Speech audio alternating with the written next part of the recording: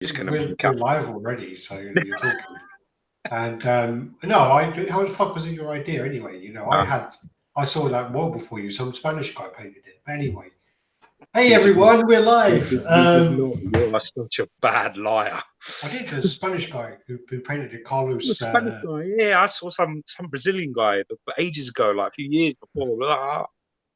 Anyway, we're live, by the way.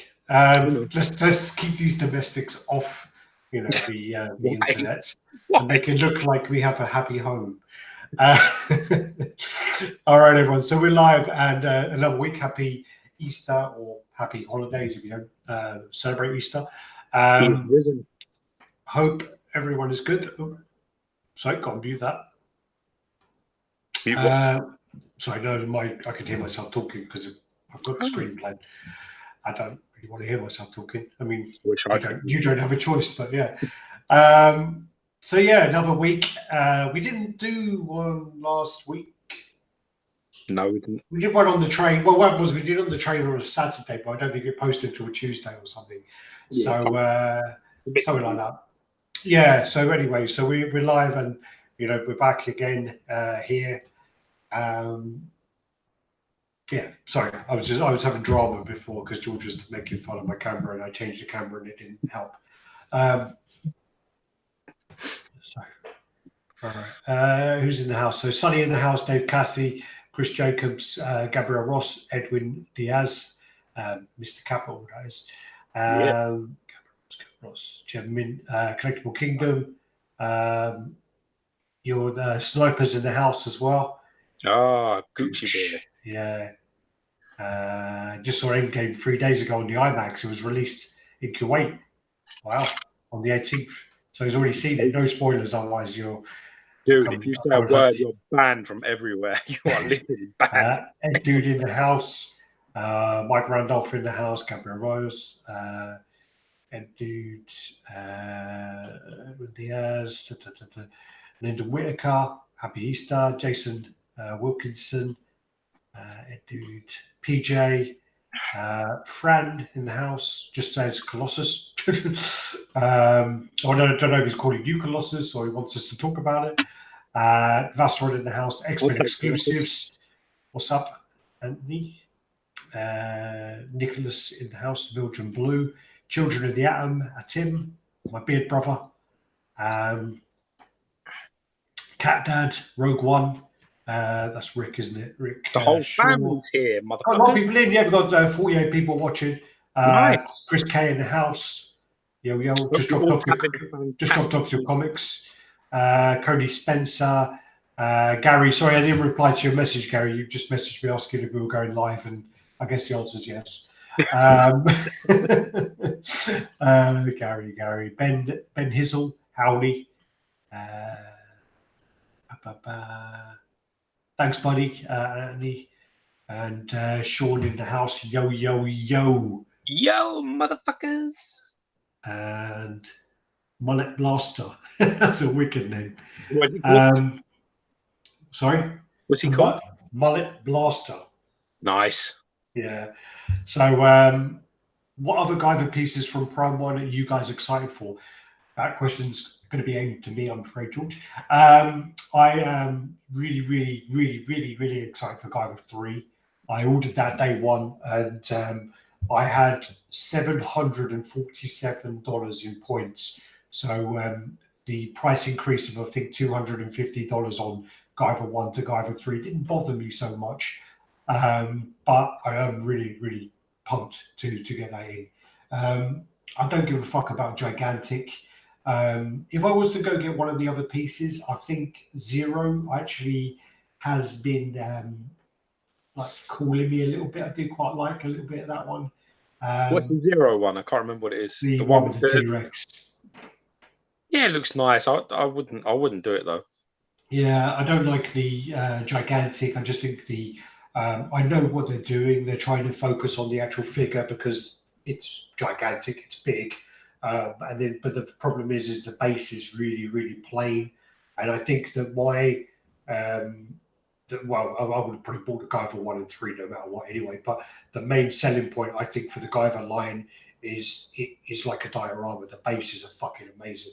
So when you then take the gigantic, which just does like bricks and a wall, for me it just kind of ruins it a little bit. Just because I was like, yeah. And Atom doesn't really do it for me either. I would love to see Zerabubus. Is what I'd love to see. Zerabubus from I think episode 2, 3, maybe. But there were maybe some of the. In all honesty, I'm not that bothered about Hyperzoid or Team 5. Maybe if they were doing dioramas, which they're doing a 1/6 scale dioramas. They're doing the Guyver 1 versus Guyver 3 is going to be the first one. But I think I would love to see a diorama of the death of the Guyver. I think would be great. So, yeah. Okay. Anyway, that was my excitement for the day. That was me a little bit pumped. Happy Easter. Yeah. Don't get used to it, people. Darren X Crowfar, even. Did anyone else lose a bit of resolution? Maybe the internet bandwidth's a bit shit. Children of the Atom received a message from Blitzway today. Astronaut should be released at the end of the month. No edition size being released by the company. I find that odd. It said to be decided, not limited edition. Yeah, I mean, the Astronaut, I don't know. It's kind of one of those pieces. Have you seen it? Where he's kind of like, it's almost like the MTV Astronaut. It looks a bit like, but bulky, isn't it? It's like a big bulky dude. I don't know if you're thinking about the Kojima Productions mascot that Brian Waller doing, because there is that as well. But it's basically like a NASA astronaut, and Blitzway doing that. It's kind of one of those things where it's kind of a bit like it's quite hit and miss, because it could be really, really, really popular, getting in with all the non-collectors and just randoms buying it, or it could just be a total flop, and it's quite hit and miss. So maybe I can see why I like Blitzway though. I like Blitzway. You've gone really blurry there, Gio, man. Yeah. Don't know why. Don't know what this fucking thing is doing. Stupid cunt thing. Maybe wipe your camera over a little bit or something. Jesus. I'm going to use my good spunk rag for this, for you people. I hope you realise. Oh, yeah, there we go. You're back. You're looking pretty.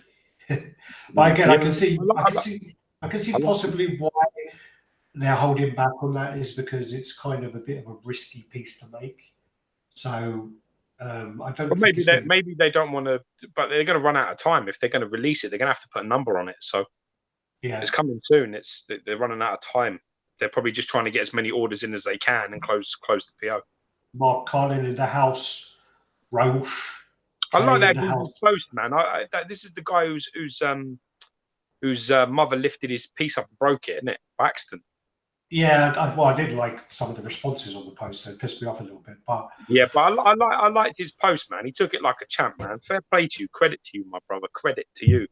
Well, and also, you know, this is it, isn't it? You got to love your mother regardless. You know, yeah. It's a shame you can't kill them. You know, I probably would have killed mine ages ago if you could have got away with it. You know, just having a look.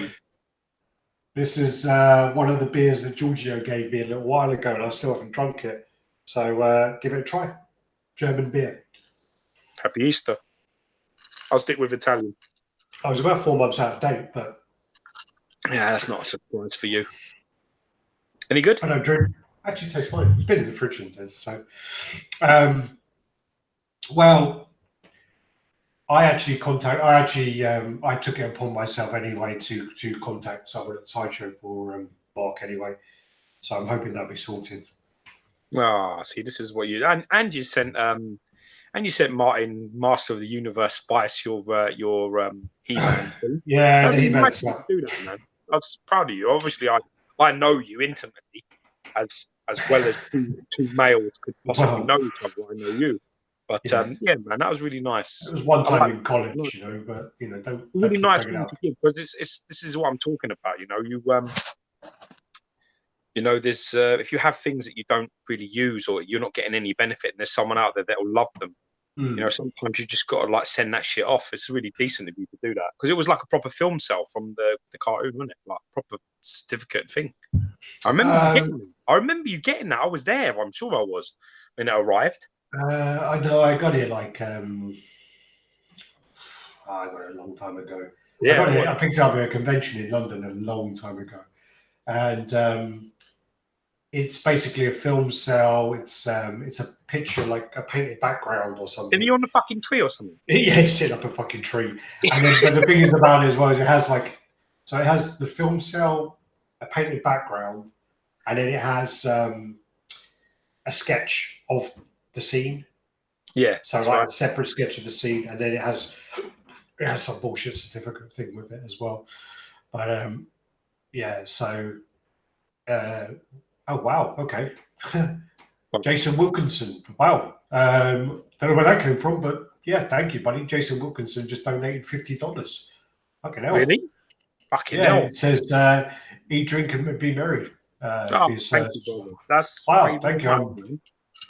The drinks are on you. Yeah, I might actually get some beers that are in date.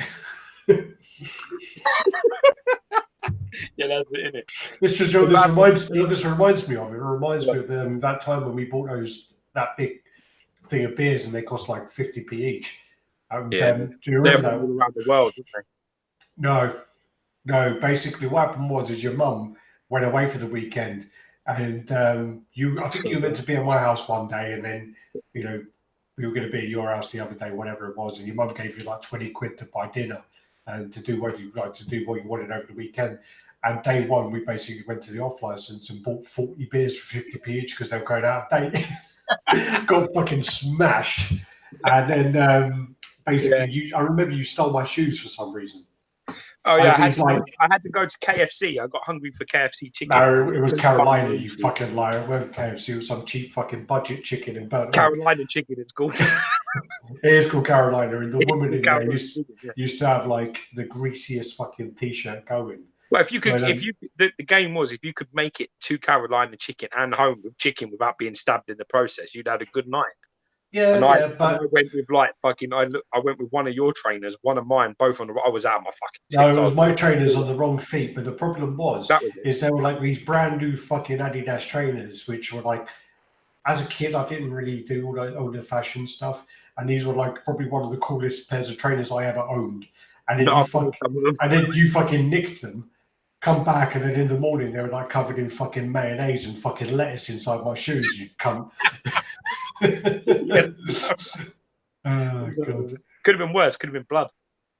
Ben Hizzle says, "I'm glad you didn't get shot on the last Statue Room tour. That was up in Birmingham. Yeah, quite close." I've got to be honest, man. That was a great day. That was really fun. That was actually. It was a really good day. But I mean, the thing is if you're in fucking Birmingham and the fucking boys take us to a Chinese, and we're like, isn't Birmingham famous for curry? Why are we fucking going for Chinese? It's the best curry in the United Kingdom is in Birmingham. Yeah. And me and this fucking hairy chimp is fucking sitting there eating Chinese. Do you know? And then Mike's sitting there all sheepish. Mike Wells sitting there all sheepish because he doesn't like fucking curry. So the reason we're not having the finest curry cuisine in the whole of the United Kingdom is because Mike doesn't want to do it. Yeah, Mike's a pain in the arse, man. He done that with the fucking ferry as well, didn't he? No, fucking 20. Yeah, fuck that shit. So yeah, all right, where are we? So Sean in the house, Cody Spencer. Ed Dude. So I'm just trying to read the comments as I go. Noxus, Popeyes is better than KFC. I've never had Popeyes. I actually in Philippines they had a load of Popeyes, and they've also got a thing called Jollibee, and it's meant to be the biggest takeaway in the Philippines. Jollibee. I think they've got a few in America, but I never had that, and I never had Popeyes. Even when I was in America, I never had it. So I've not tried it, but I've heard a lot of good things about it. But yeah, KFC over here, shit. I had KFC the other day, and what it used to be is you used to kind of settle for KFC chicken being so small because it did actually taste nicer. Yeah. But I had it the other day. It was greasy as fuck, and it was literally like I got 3 bits of chicken. It was like having 3 wings.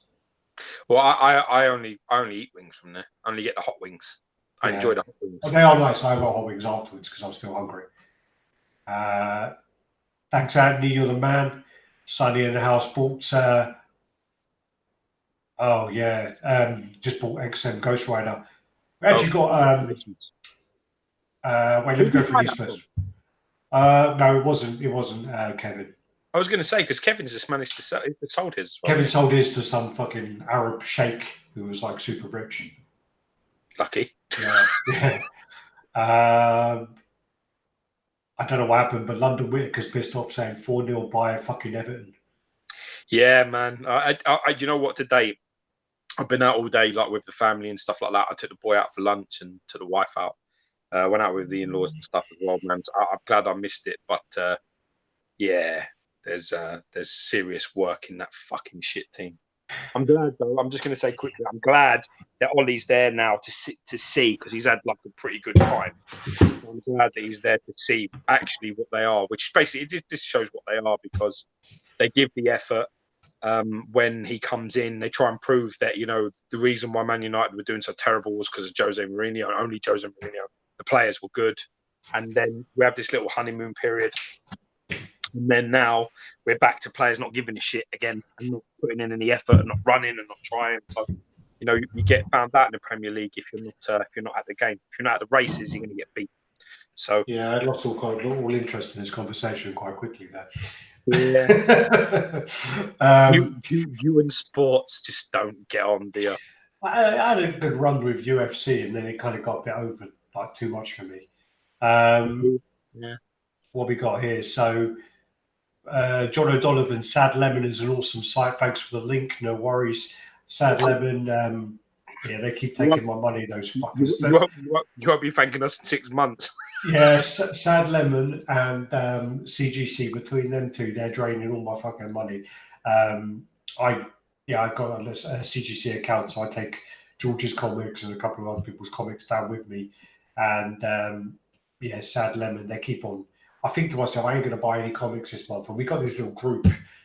We all kind of fuel each other. There's like 4 of us who buy comics on the group, and we keep posting all the variants. We need to really get rid of them mods. Yeah, we need to fucking. Yeah, but Nick's too close. Nick can come over it quite quickly. He's meant to be really big, so I'm not going to fuck with him. So, at least with Michael, he's all the way in fucking. Do you know, I sent Michael a parcel, and when he sent me his address, it was the funniest fucking thing ever. One of the lines in his address is Sugarland. Oh, that's awesome. It's Sugarland, and I was like, "What are you, a fucking pimp?" Jesus, is this a real address I'm sending you this to, or is it going to end up like in the middle of fucking nowhere? He goes, no, that's my address. I'm like, Jesus, man, that makes you look like a fucking pimp, Tony Fenner, big hello. Tony just got married, didn't he? Oh, Tony, yeah, he did. Tony just got married, and so did Paul. So both Paul and Tony just got married. So big congratulations to both of those two. Yeah.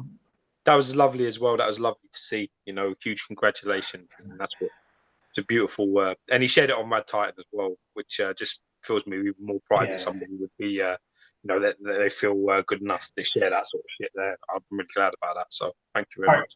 Apparently, Little Nicky, they go on about Popeye's chicken as well. Little Nicky, the Adam Sandler film about Satan. Yeah. I've seen that on for like about 30 seconds. His voice does my fucking head in. Yeah.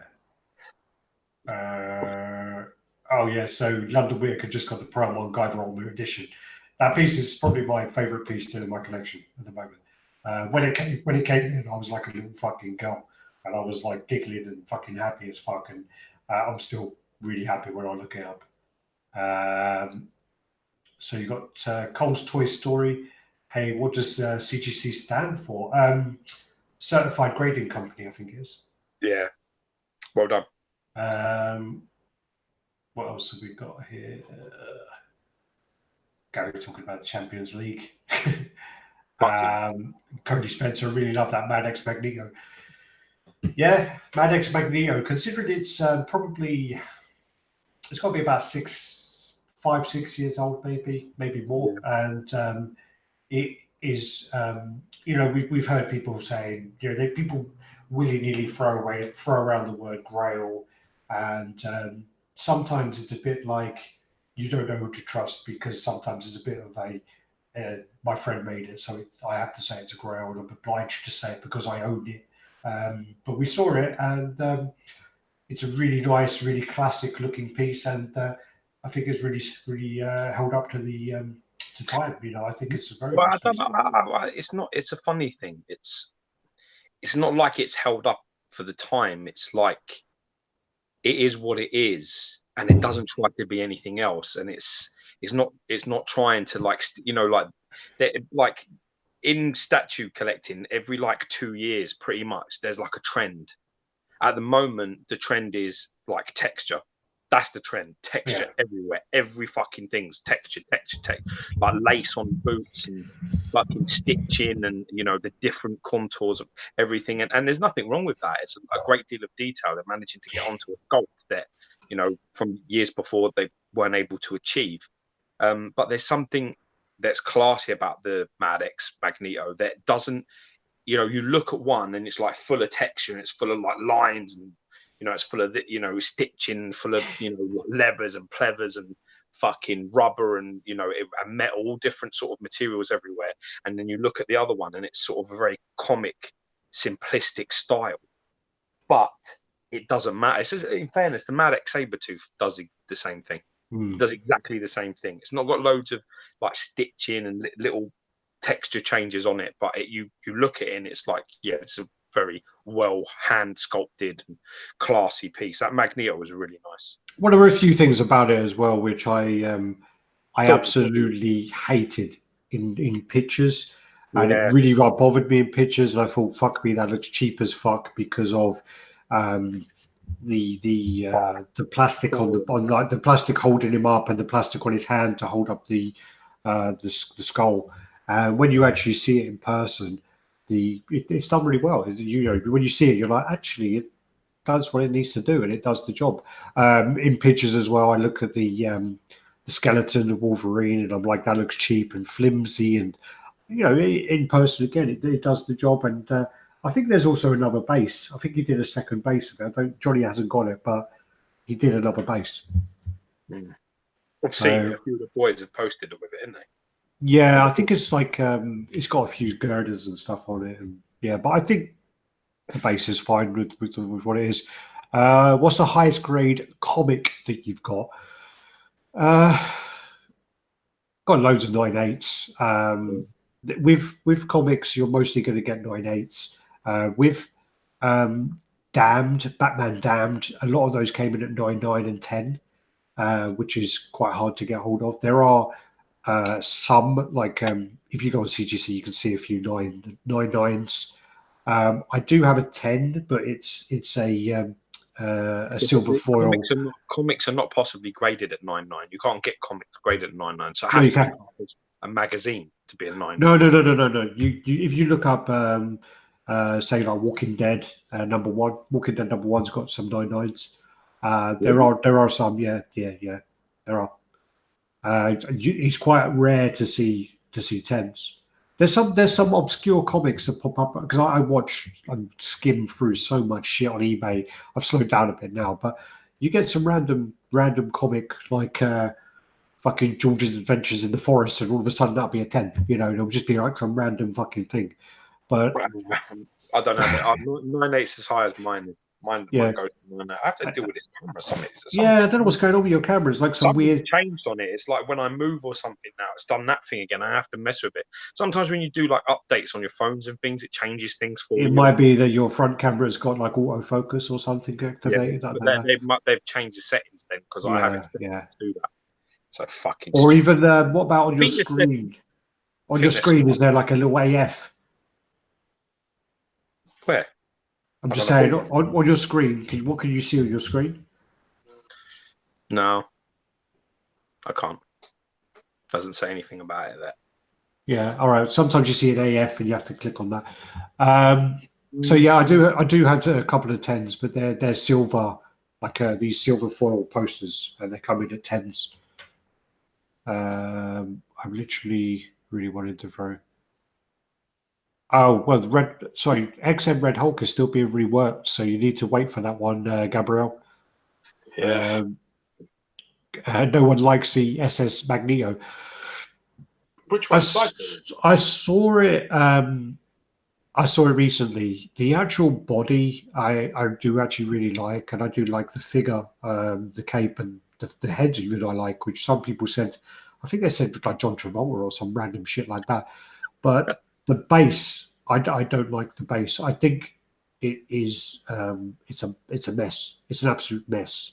I couldn't get along with the base. I was looking at it and I can see what it is. I mean, it's him kind of pulling the metal out of the sentinel head, but for me, it doesn't really work. I need to see it up close and see it properly. I saw it in Forbidden Planet in the window, and I couldn't. I was like, yeah. I haven't seen it. I can't pass judgment on it. The problem is that there's so many very nice ones that a mediocre one or one that's just okay is that's all it is. Yeah. So we saw the thingy one as well, which was a big surprise. London Whitaker saying the Mac Magneto looks pretty good. Yeah. Funny enough, we saw 3 Magnetos that day. We saw the RCB Magneto, which looked really bad. I don't know what people were raving about and saying it's an amazing piece. I can't see it. The posture of the figure and the anatomy and a bit of all of that was really weird. The base is fucking dreadful. The barbed wire. I looked at it and I was like, is this really the piece that everyone's like raving about? And I'm like, Johnny, you sure you haven't bought yours from fucking China Hobby as a recast? What the fuck? And it was terrible. The paint was really bad. And we looked at it out of the 3. We were like, which one's the best? And we go, well, that's the fucking worst. That ain't even in the contest. And so we're really disappointed by that. But then we saw their Doom, and their Doom is very impressive. But anyway, we saw the Mac one, and we thought to ourselves, like, wow, this is really nice. We looked at it, the texturing's amazing. It's kind of like it's a modernization, it looks like, of the Mad X one. It's a very similar pose, very similar look to it. But we were looking at it, what's the good and what's the bad. And in all honesty, when you like start to say, okay, the bad is the fact that the pose is similar to Mad X, and the bad figures that maybe the dog tags are out of scale. It's really fucking clutching. I mean, that straws on what's bad about it, and it was a very nice piece.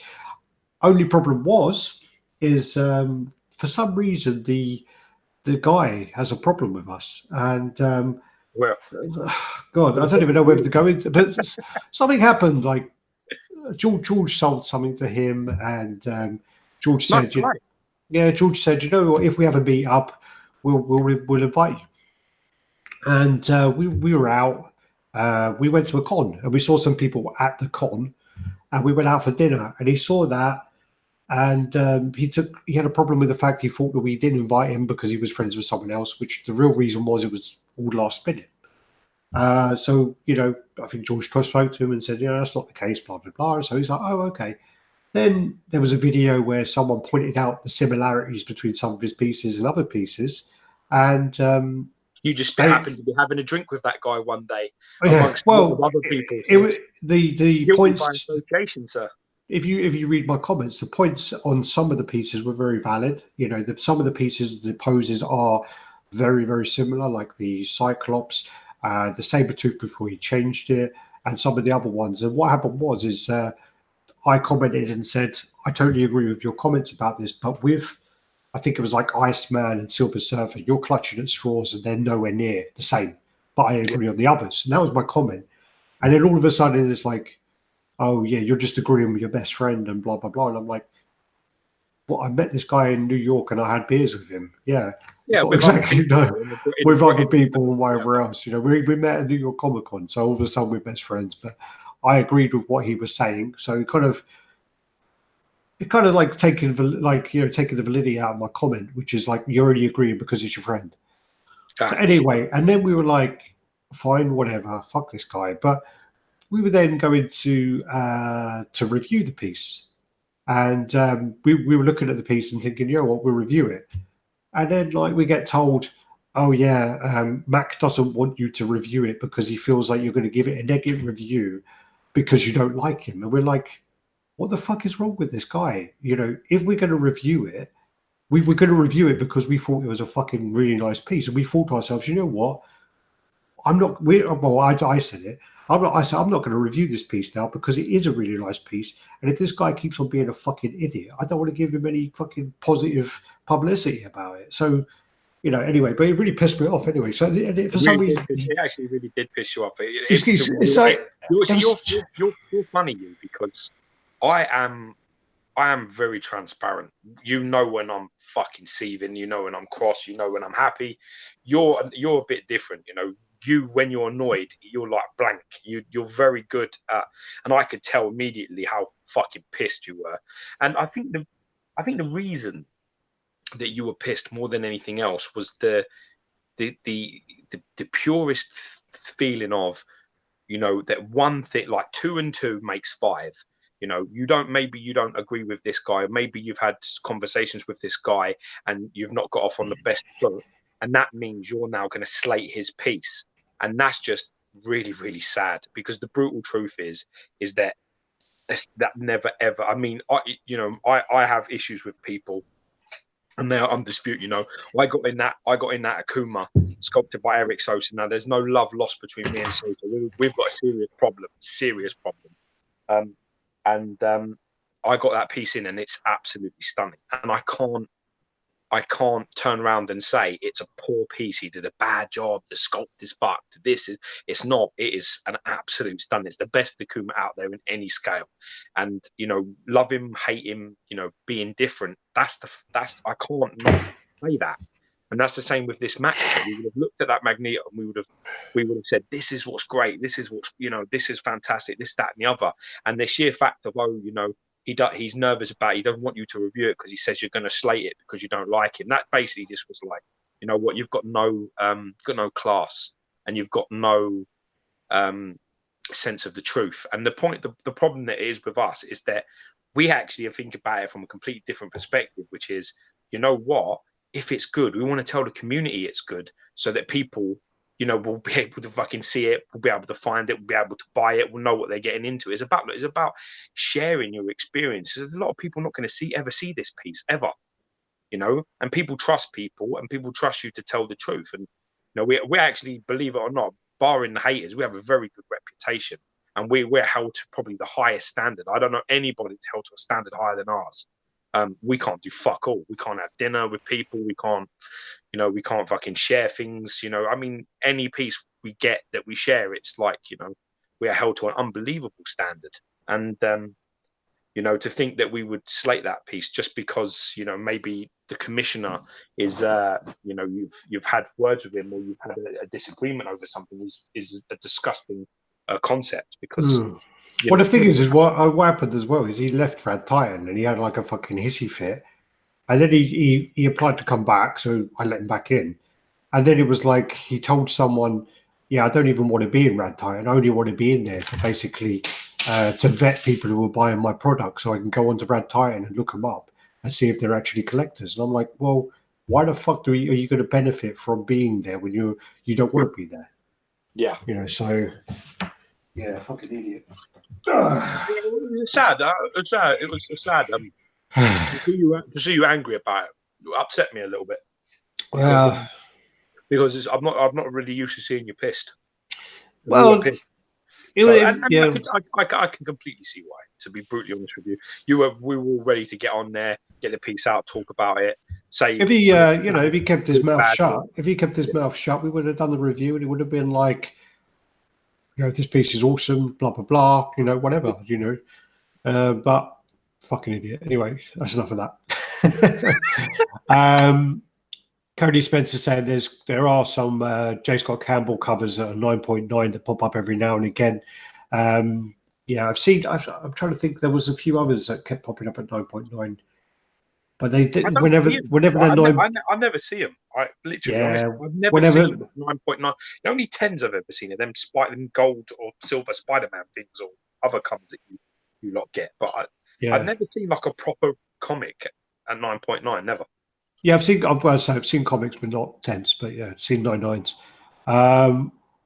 I'm sure you get fired at CGC if you give a 10. Yeah.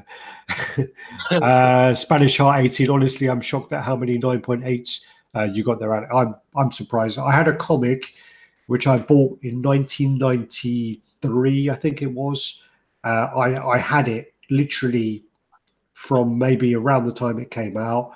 I got it graded. I read it. I kept it in a box for fucking ages, bagged and boarded, and I got it graded last run, and that came back 9.8, and I was like, yeah, wow. but you're talking about a foil cover, aren't you? Yeah, but still, it's no. You got to be careful. You see, because a foil cover, especially some of them '90s foil covers, man, they're like fucking cardboard thick. yeah. I mean, they are like, you could throw that fucking thing and not, it'd be okay. If you read it and you were careful, you put it back in the thing and just left it, it's not going to, it's not like other covers, like certain comics, as soon as you open, you know what I mean? It's like, well, that's fucked. Yeah. What's your most expensive comic purchase and your most expensive statue purchase? My most expensive comic, I'm quite boring because I do not buy comics that have bad art. So I have a few first appearances, but I only have first appearances if the cover of the comic is nice. If it's shit, I don't buy it. I don't care who's on the front of it. Like, I really want the first appearance of Thanos, but it's basically got two fucking monkeys fighting with fucking Iron Man. I can't bring myself to buy it. It's like a horrible cover. And it's got like Drax coming out of the background, and Drax looks like a really bad fucking magician on a Saturday night at a local disco. It's a fucking terrible cover. So I really find it hard to spend the money. But my most expensive is probably my Deadpool first appearance. I got a first appearance of Deadpool. It's only a 9.4, which is like, it is a near mint grade. I want all my comics pretty much to be near mint, or I don't keep them. So 9 or up. Otherwise, I move them on. I think I paid about 200 and something pound for it, and that's it. Like maybe about 200 quid or 180 quid, 200 for shipping. So yeah, that's the most expensive comic, which I'm quite boring. Alex is on a different fucking planet. Alex is Champions League. I'm playing Scottish Division 4 football. You know what I mean? Which basically means I'm in a park in Scotland playing football. It was like Kilmarnock 17, Strumrod 0. Statue-wise, the most expensive I've ever paid is probably still the Magneto. It cost me 1,500. So that's still the most I've ever paid. I think the Aaron Ray Perez is close, but the Hulk versus Wolverine diorama, but I think it's just a little bit less. So yeah, that's still probably just about top. I don't know what Hulk transformation will be when it's all said and done. That could be close as well, but we'll see. Yeah, I mean, comic. So, in all honesty, the statue-wise is the same. Statues, Magneto, and I paid 1,500 for mine as well. I got mine hand delivered, and I got a coin as well. But yeah, comic. I just bought the Hulk 181 9.0 CGC white pages, and that cost me $4,850. So yeah, which came up as about on eBay it was 3,705 or £10. I can't remember. Yeah. Funny thing is when I told my girlfriend about it, and I even told my parents about it as well. And I kind of told my parents because I told my dad because I kind of wanted to have a little argument with him because he was being a bit of a dickbag. So I thought to myself, I'm going to tell him, because he uses my eBay, so he actually he watches them. So I'll get like fucking eBay will beep and say I've got some reminder coming, and all of a sudden it'll be a fucking a fucking airplane spanner for a fucking to change.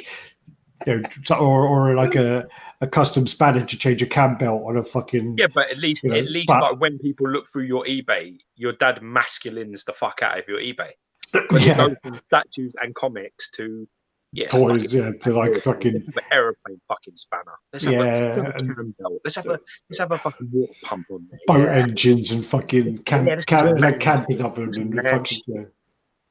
You should be thankful for him because I don't have any of that shit saving my ass. But if someone steals my phone and gets hold of my eBay, they'll be like, what a fucking asshole this guy. Yeah, so I mean, I told him, because like I said to him, you've seen it anyway, you fucking liar, because you're on my eBay. He goes, oh, honestly, I didn't see it. How much you pay for it? I told him, and he goes, literally, I was like thinking, all right, here goes, he's going to kick off. Round one. All right, let's do it. We're ready for this shit. Come on, and he just goes, well, okay, well, how much is it worth? And I said to him, well, actually, there's a guy who collects comics, Gem Mint, and I said, and he said one sold for $7,200 recently, dollars. And he goes, that's not bad then, is it? Yeah, that's all right. And I'm like, you motherfuckers, man, my mum must have given him so much fucking meds that day. You know? Oh, no, that's not happening. Cody Spencer, let's get Alex's dad on the chat. My dad is literally like a real fucking character. You could probably make some really fucking random program about him and it would be mildly entertaining because he's such a fucking pain in the ass. No way. Some of the stories, he's got some fucking good stories, I tell you. That's for another day. Mark Kalin, yeah, we do have some pictures coming. Sorry. Children of the Atom, they found a beard hair inside the pictures and graded that a 9.8. So they just put a label on the comic. What? Charity Scott, what's the most expensive and rarest statue to this day? We were talking about this the other day actually on the mod chat, and there is a Gambit statue, Gandalf statue, which is like I think there's only 40 pieces, and it was a brass Gandalf statue through Sideshow. It's quarter scale, and it's sold for $6,500 when it came out. But it's really rare, and it very, very like it never pops up. As well, there's a bronze Bowen Hulk that's very rare. Yeah, but well, no, there's a set. It's there's a Spider-Man. Do you know who's got them all? What it is like the bronze ones. If you have the bronze one and the bust, one comes with like a Stan Lee bust, one comes with a Peter Parker bust, and one comes with something else. There's 3 of them, I think, and they all sell for a lot of money. A lot of money. But also the Grey Hulk has been going fucking really, really crazy lately. Sideshow Grey Hulk has been selling for over $10,000 recently. That's an edition size of 179. Yeah, so that's probably up. That's probably it, really, isn't it? That's pretty 10 grand. 10 grand's pretty. You know. A pumpkin head came available recently. That was about $5 or $7 It's a low edition size, so pumpkin head. I think the starting bid on the pumpkin head was $4.9. Yeah, and if you buy it now was $7.5 G's. But they never, like with pumpkin heads, never for sale. Never. You never. I mean, since I've been collecting, it's never been sold. Like I don't remember ever seeing it or anybody talking about getting one in. And it's that bell end in fucking Australia had like 2 or 3 of them, didn't he? Who? That fucking idiot who said he's going to come to your gym and beat you up.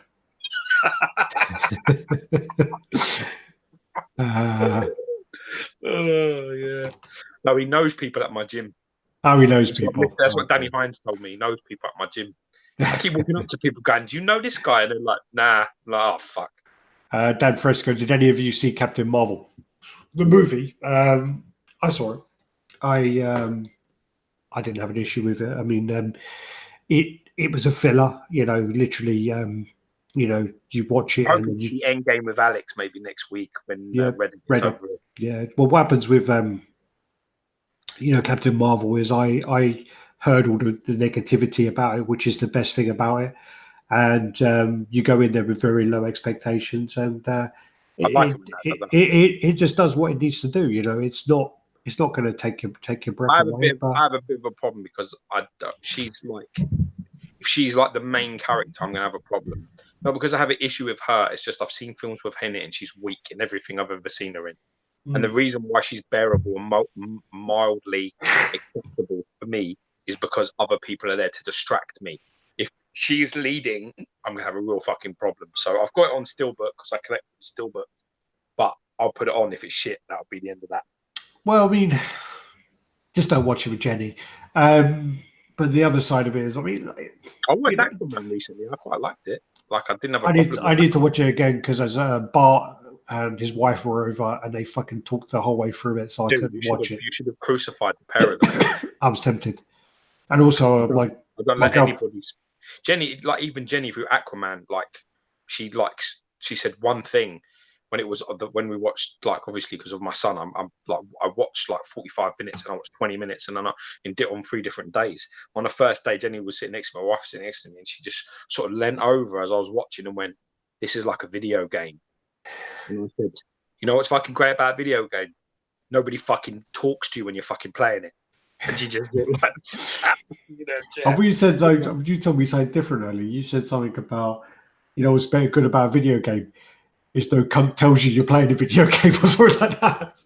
I said, no, my words were what I said to her. Nobody fucking talks to you when you're fucking in the middle of playing one. You know what I mean? I don't like. I've got a real problem with people talking to me when I'm watching a film. Like honestly, I quite easily just tell you, "Hey, clean up the fucking." Apparently, she's not bad in 21 Jump Street. I don't remember her in 21 Jump Street. That's the thing. She'll be okay if it's a minimal part and you're basically enjoying like Chad Tatum and fucking, you know, I love that geezer. Channing Tatum was funny. Yeah, Channing Tatum, but there's the other geezer as well. The Jew guy that he's fucking fantastic. I can't remember his name, but yeah. Fucking cracks me up. He just cracks me up. I've forgotten his name. Oh, it was in my head then. He lost a lot of weight. You've got a distraction, and that's what you need. Like I'm worried because I'm thinking, fuck me, Captain Marvel's going to be she's going to be the primal focus. Jonah Hill. Thanks, Jonah Hill. Yes, Jonah Hill. So funny. Apparently, he put on 40 or 60 pounds to be in War Dogs, and then he lost like loads of weight to be in another thing for Netflix. I haven't seen Shazam yet, and in all honesty, I'm not in any rush at all to see Shazam. I'm just going to wait for it to come up. It looks funny. I'm looking forward to seeing that. I don't have the curse of knowledge with Shazam, so I'm not going to be like, that's not right. And I like that. I like being able to watch a comic book movie that I don't know a lot about the character, and it ruins it for me. Apparently, she's in Scott Pilgrim versus the World as well. Yeah, she actually is the girl he's sort of infatuated with, I believe. She's the girl that he's he's infatuated with, and he's that Chinese girl likes him, and he's sort of like got his eye on her all the time. She's like really strange. Scott Pilgrim versus the World is brilliant. I've got a steelbook. It's really well done. Yeah. I need to watch it again. I did see it when it came out. Yeah, really good. What's all this? So I got people messaging me. Okay. But yeah, Red is over on the. I don't even know when he's coming. I've got to ask him again. Make sure I'm in. 24th, I think he's coming. So, but he's going to be a late at night, and then he goes on Sunday. So we're trying to arrange when to go to Endgame and whatever else. So yeah, looking forward to that.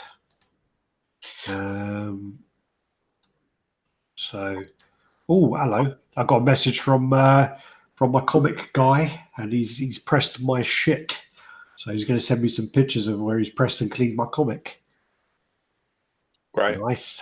Yeah, you see, I got a copy of Hulk 180, and in a trade, and I'm getting it pressed, cleaned, and then I'm going to get that cameo appearance as well. The cameo appearance of Wolverine. Cameo Wolverine, yeah. It's actually a real shame because it's actually really quite a nice iconic picture.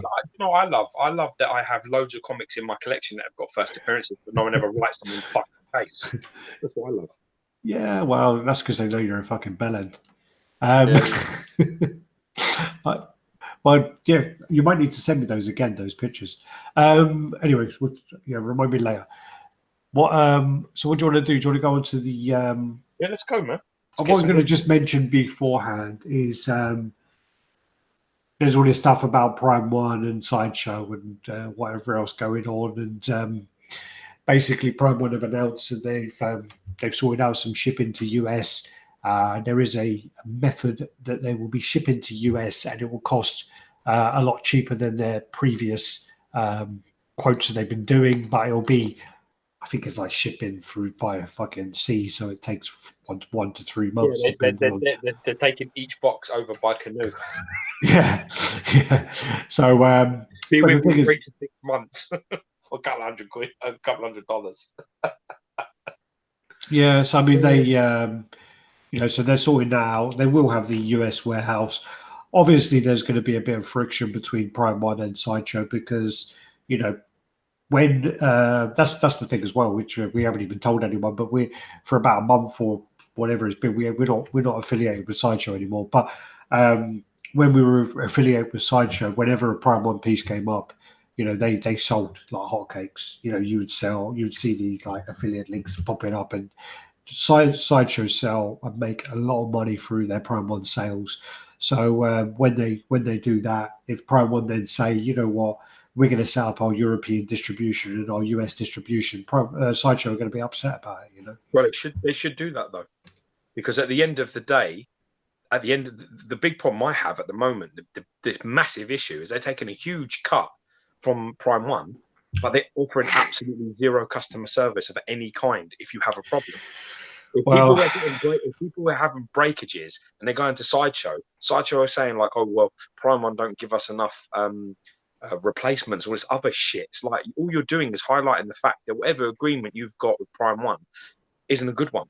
You're just basically creaming off the top, and you haven't got the infrastructure in place to support people if there's a problem.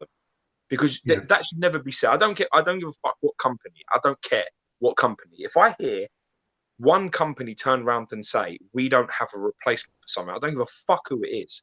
That means you have not prepared for damages. It means you have completely eradicated the idea that you're going to have problems. So you know what I mean. You have something that's, I don't know. Let's say if you have something. This is what I love. People turn around and say, if it's like within 5% is a good one. If it's within 5% of the edition size that end up damaged, we have prepared for such things, and we consider that to be a good number. We consider that to be, acceptable for us. Okay, well, if it's so fucking acceptable for you, why don't you have any fucking replacements? Why do you keep offering people $30 or $60 or $100? It's cheaper. That just means I'm not prepared. That means, oh, wait a minute. Yeah, we've prepared for the 5%, but we just don't give a fuck anyway. We don't care if your shit's broken, because we'll just offer you some shit Mickey Mouse money, and hopefully you'll love your piece enough to just live with your imperfection. Just live with a crack or a scratch or a scuff or damage or the light don't work. We'll give you $30. $30. Well, that's the thing is, I mean, $30 and then give it back to them. It's like I think they've been offering $40 to pieces. Someone was offered $40 when there was damage on their Hush Batman. The Hush Batman, what's that, like $1,100? That's what percentage is that? Well, it's like, that's like 3%, isn't it? 2%, 2.5%. Yeah, that's like, is it even that? Does it even make it to that number? It's shocking. Well, look, 40. So 40 divided by, I don't know how much that Hush Batman costs, but when you do that, that's 3.6%. What's that, man? I mean, honestly, you take a jumper or a pair of jeans or trainers or anything like that, you get a problem. People give you 10%. Before you even start, it's 10%. If there's an imperfection, 10%. So what the fuck is this? I think the thing about it as well is what you have to think about is the element that they are offering these bullshit things is that they're a business and they're just trying to get the easiest.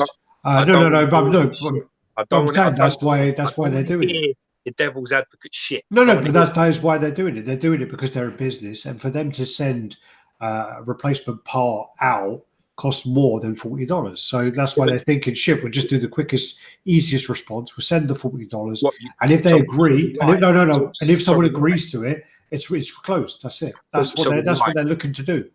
So we lie. We lie to you. We turn around and we tell you that we don't have a replacement, and we offer you $40 in the hope that you'll accept it, so that we don't have to send you said replacement. So I think a lot of the time, it is a bullshit that they don't have the pieces. I don't believe it's true. I think that they. I don't know about I don't know about if they're with Prime One, Sideshow Prime One pieces, but sometimes when Sideshow are talking about their own pieces, That's all people get screenshot. but people get pissed off with the fact that they have a broken piece. Sideshow will not replace the parts, but they're still selling the piece on their website. Yeah. And it's like, well, why don't? Okay, well, fucking take it back and give me another one. Yeah. Oh, Yeah. well, Totally. but Can and you do then potentially you can lose out on the exclusive. I don't know. my problem is this. This is my issue. And listen, it's not exclusively to any company. I'm talking about anyone. Any person that comes out and turns around and says, we legislate for 3 to 5% ratio of damage. That means you should have 3 to 5% of replacements. That means you should never come to anyone, unless at the end of it, you're saying to somebody, okay, we've got this was this for some reason we had a really bad issue with shipping, and we've got 7% or 9% or whatever worth of damages. This was an extreme case, and we are not prepared, so we have to offer you money or a refund. That I can live with. That I can accept. My problem is that they did it with it's the same with the Thanos maquette, right? People turn around and were like, oh yeah,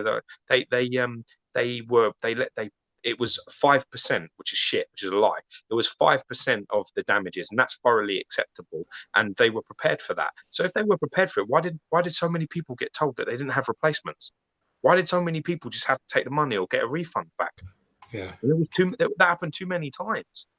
You got to be ready for this. If that's the case, you got to have parts, man. And if you're going to be taking money off the top, creaming off the top of another company, you've got to make sure that the infrastructure is in place. That if that particular piece of wire is broken at a collector's house or a buyer's house, and they want a replacement part, that you're able to provide that.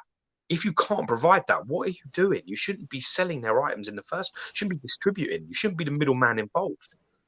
And that goes with anybody. yeah. That goes with XM. That goes with anyone. If XM sell a piece and I buy it through Mohammed Safik or I buy it for somebody else, if I go to Mohammed and say I want a replacement, he says to me there ain't any. There's a big fucking problem.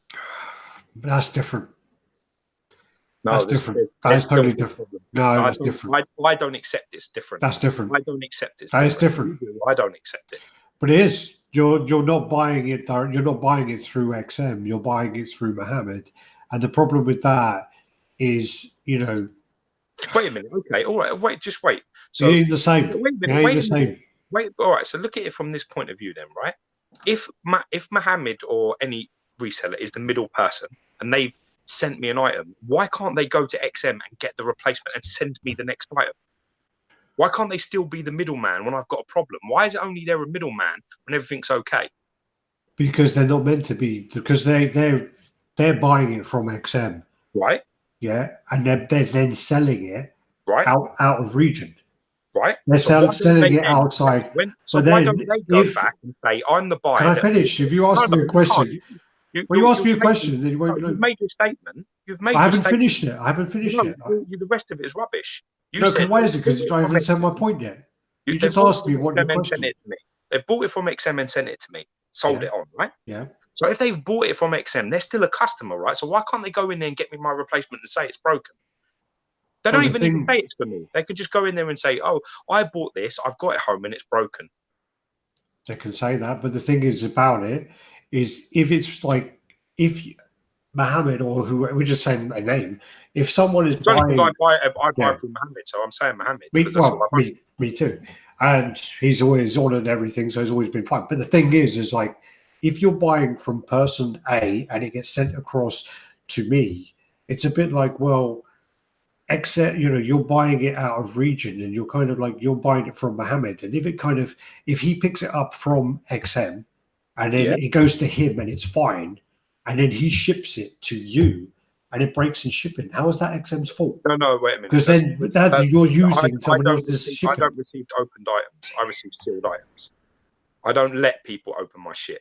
I don't let people check my shit. I want a sealed box from XM when I receive things. Then I open the sealed box, and then if it's broken, I would then expect to be able to go to my person and say, "This has arrived broken. I would like it replaced, please. And I don't see where there is an issue here. I don't see where there isn't, because I don't. Because there I is think an issue. No, I don't agree. I think that if you're selling from that, why can't you just go and get me a replacement? If I've got a broken arm, why can't you just go pick up another arm and go to XM and say that thing I got off you last week, I've just opened it, it's got a broken arm. Can I have a replacement, please? Like anybody else. But the thing is with that is that they're selling out of region, which is the problem. What is this shit you're telling me? I don't understand. Let's say, for example... What do you mean you don't understand? The thing is about it is if, say, for example, we just say, you know, your person A and, you know, so their person A, your person B, right, and then like person A buys it from XM. They're within, they're in Singapore. They buy it from XM. Yeah. It then goes to person A. Yeah. Person A is meant to check it. Anyway, regardless of if you say don't open it, whatever.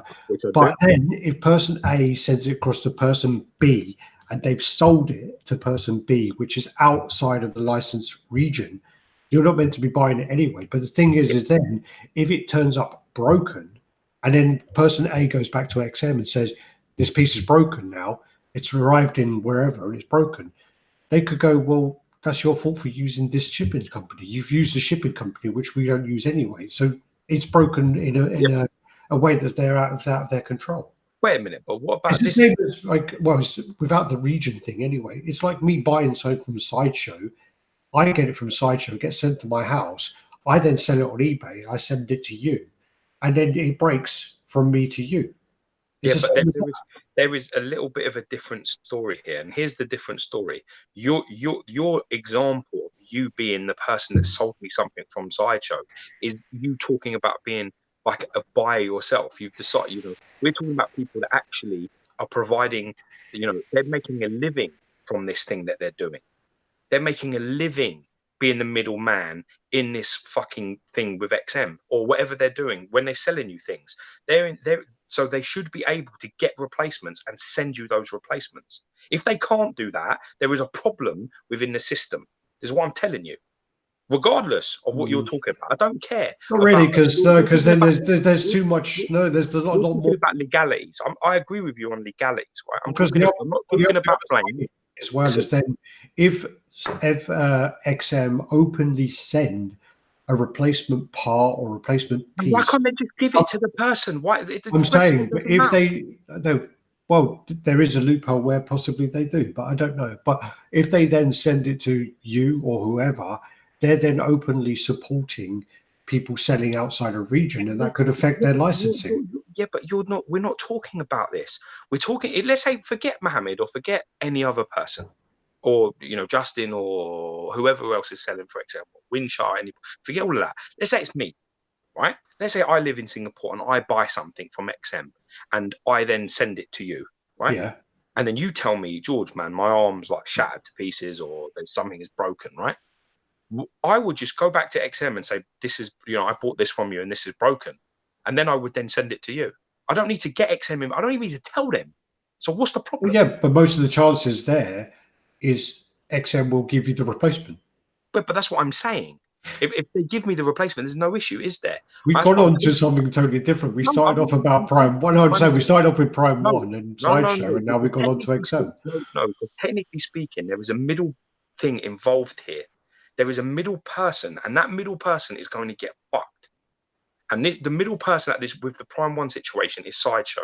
They are the ones sending items over, and they are breaking, and then the people are going, I want a replacement, and there's a big problem, right? Because, I mean, with XM as well, I mean, they were with Darth Maul, because it was a factory issue and it was their problem, they were refunding the cost of the piece to the person who bought it from them and the cost of the shipping to them, and they were refunding that.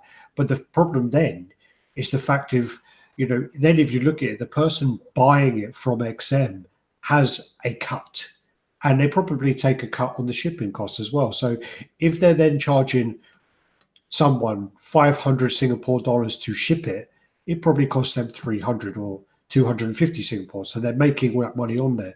Then, you know, if they're buying the piece from XM, they're buying it for 30% less or whatever it is. So then when XM say we'll refund you for any pieces that happen to be broken, they're thinking, well, I'm going to lose $500 if I refund this. I'm just going to tell them there's no pieces, and that's what's happening as well. Yeah, that's a good point. That's a quite. But you get what I'm saying. What I'm talking about. Because XM can't go. George received one in London. He bought it from this reseller here. We're going to deal with George. Yeah. They can't deal with you directly. No, because that then puts their license in jeopardy. They can. There is loopholes where they can say, we would deal with this person in Singapore who bought it, and then whatever else in that way. So it's legitimate to them, but they can't. You understand my point? My point is that as soon as you start having somebody involved in this, there's always a communication problem. There's always an issue when things go bad. There's always you just blame the other party. That's what I'm saying. But now you're finally cluing up to exactly what my point is, right? No, but you did well. Anyway, we're fucking going on well too. My point is, as soon as there is a middle person involved in anything, regardless of what the story is, how are you meant to know who to believe? If Sideshow turn around and they say there's no replacements, who are you to argue? Yeah. This is my problem. It's the same with anything else. If X say, oh, there's replacements, and Y says, no, there isn't, that's a fucking problem. That's a big problem. Well, I think with the XM side of things, with the resellers, and sometimes it's not even one reseller. Sometimes there's two. Sometimes there's two in the chain. So there's two. Once it goes past one, though, I really feel that it gets even more. Well, no, because say, for example, someone, there's businesses in America that sell XM. So what will happen? I'm not naming any people, but what will happen is person A will buy from XM. They'll then sell it to person B, and person B will then sell it to the actual customer. So then if that then is a Darth Maul where that's a known problem with the cape breaking or the robe or whatever it is, then that's person B is going to lose their profit, person A is going to lose their profit, and then they get to the back there. It's like, fuck it, we'll just tell them there's no replacements. Yeah. But this is my point. I mean, I'm talking about just A and B. Once you start getting into C, that becomes really messy. I mean, A and B is messy. A and B is messy. It is. That's my point. Right. The second you've got somebody in there, it's too difficult. This Prime One and Sideshow thing that's going on is fine until there's a problem. And when there's a problem, it's messy. All right, let's move on from this one here. Paul Westwood, what do you think of the Sideshow cable? Is it better than XM cable? We've actually got the new, because there were more pictures released after we spoke about it last time, so we will speak about the Sideshow cable a bit later on. Also, sorry guys, if because we just rambled on for ages about that topic, if you do want anything like any questions covered, because there are a few people talking between themselves, totally fine. Keep talking between yourselves. Awesome. But if you want anything covered or asked, if you just do @RaddTitan, so you get that. I don't know if you can see on the chat, you can see like the highlighted red thing, just so that I can pick up on it really quickly. Pop Culture Fate, Bane and Deathstroke, aka. Oh, sorry, I must have missed another comment from him. Happy Easter. No? Okay. I'm not sure what he means there. I'm shocked. So Zhao's in the house, Divine in the house. Sorry if I missed your names there. Pop Culture Fate, Zhao, blah blah blah blah blah. Dan Fresco. Oh fuck! I just skipped down too far. Dan Fresco. So no, it's Sideshow affiliate. Does that mean you'll? Dan Fresco. You have to ask these questions. Basically, what happened with Sideshow is we were kind of offered to be the kind of lead on statues for them for the affiliates. They have one for 1/6, which is John Deeks, and they wanted us to be the main one for statues. I didn't get George involved in the meeting because he's not the kind of person you would want in a meeting for an hour and a half next to you talking about that kind of thing. So I briefed him afterwards. Basically, they offered to quadruple our affiliate rate, which sounded very nice. They offered to give us one piece a month minimum to review, and they also offered to send us to LA to their offices to do some videos and things there. All of that sounded fantastic, sounded great.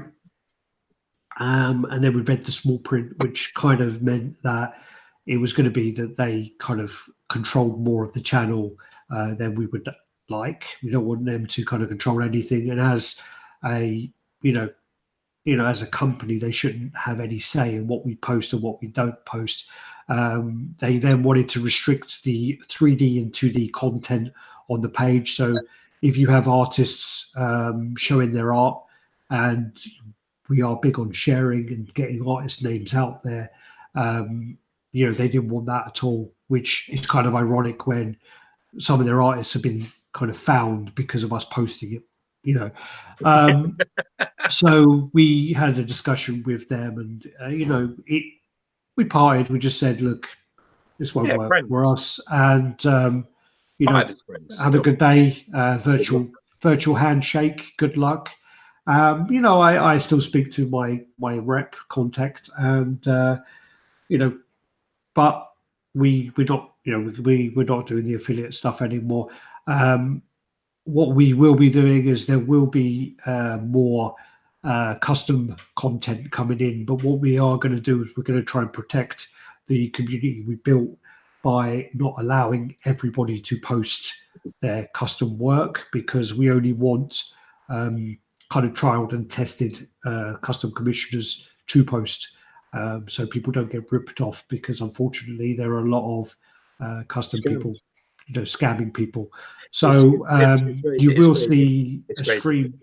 So you will see a stream of more customs being posted, but it will be monitored and policed to protect the community that we built. We don't want this new guy just posting everything, taking people's money and fucking off. It's just not on. And it does happen. So we're looking for people that actually are delivering on what they say they're going to deliver. Even recently, we saw a name which was quite an established name in the community, and he shafted a few people. So he told someone to break a statue, and he'll give him this full refund. And in the end, the guy had to go through PayPal to get the money back. And there's still a handful of people waiting on that. But so months of messing about and back and forward, and and this guy's this and this guy's that, mudslinging, and it's just very messy. We won't have it, so we've got to just try and and it's the same. Basically, all it is really is we want everybody to be able to see things and share things and talk about things, but we have a responsibility. We've been trying to keep it up. We did agree with a lot of what Sideshow was saying. Customs was getting out of control, and a lot of people getting ripped off, and custom commissioners were popping up every fucking 5 minutes and taking loads of money and disappearing, and it was unpoliced. We've policed it as best as we could. We did a really good job for I don't know how long we've been doing it now. We've got to be at least a couple of years. Since 2015. Yeah, so Jesus Christ, that's and the amount of sales we made Sideshow was, I think it was about $825,000. Well, there you are. So, but at the end of the day, we turned down bigger money, bigger opportunities, just because in the end we don't really want to give up. We don't really want to give up content. We really want to be able, if we go to something like, for example, we just went to Jonathan Medin's house. He had like Mad X this and RCB that. He had all of these things, and under the new agreements, we wouldn't even be able to show them. We can't even talk about them. We can't even think, oh, this is really good or this is really shit. We can't. We don't have the power in our own channel to be able to say this is good or bad, and really, that's pretty much what we do. Not even our own channel; it's our own community. We've helped build. Not to sound arrogant or big-headed, but we've helped to build this community a lot, and to then have restrictions in place that we can't.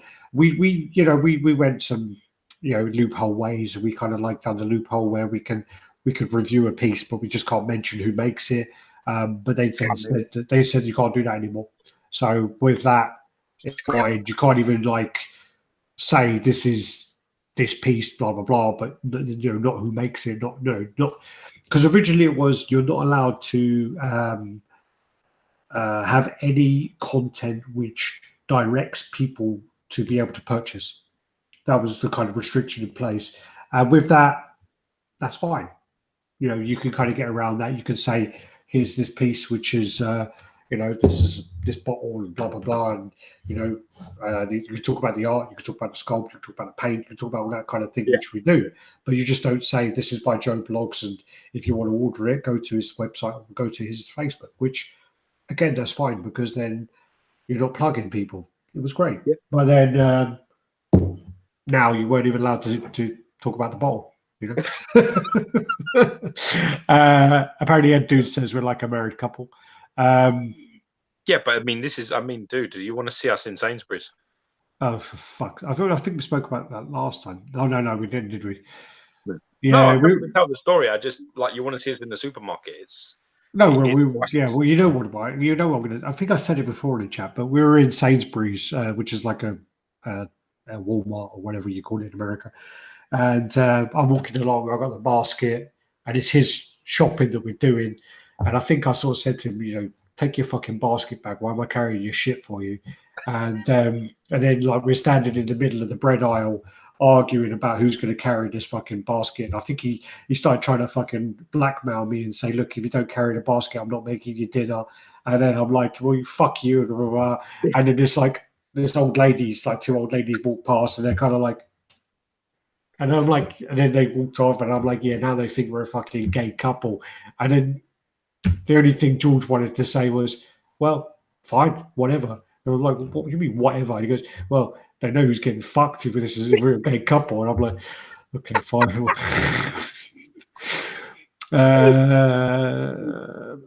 B-Dub3 in the house.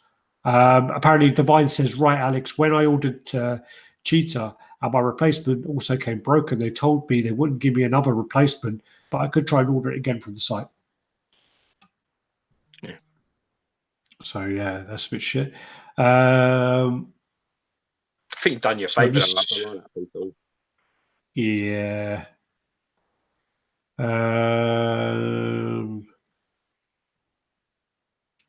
Is the female? Yeah, now Dan Frisco. This is before I told the fucking Sainsbury story, saying that Alex is the female. God damn it.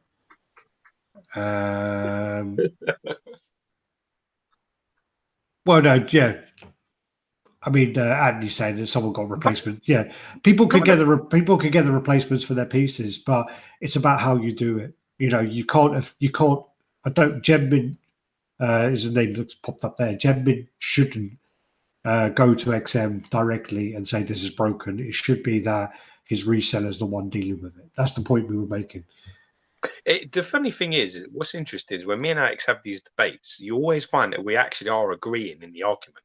That's what's pointless. We're actually saying the same thing, but in a different way, which is just priceless.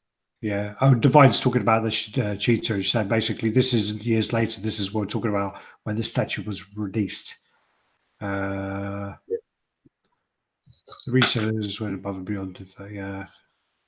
I don't know. I mean, yeah, we're not like saying that these are all like kind of hypothetical situations. We're not saying that Mohammed does this or this person does that. Mohammed, I get all my stuff through Mohammed, and I touch wood. This is fine. I've never had one problem, with it. So it's kind of a hypothetical with what you read and whatever else. What I'm saying is that when there is a middle person involved from any company, there's always going to be someone you can blame, and somewhere that the communication starts to become a problem. There are loads of people that do, loads of great things back and forward, and there's never any issue. But that's not the point. We only really see the highlighted bad ones all the time, over and over and over again. That's what we sort of see. You know, that for every like 20 people that never have a problem, there's always that one person that's like everywhere, repeatedly reminding you that they've had a problem. And that's how it goes. Michael Myers in the house, Vegeta GT in the house. Sorry, Juto 79 Freezer. Hello. If you buy a second-hand car, you can't go back to the original manufacturer for a replacement. It's not the same. Different, yeah, a little bit different. Sorry, I'm just trying to skim through these comments because that kind of debate that we were having did kind of a lot of comments came up at the time. Happy JCG, awesome fucking Venom print. Really, did you see his Venom? Which one? James, I can't remember his name now. James, Happy JCG, is that James who Yeah, does all the circles normally? And yeah. he did a Venom and like a canvas, and it's fucking wicked.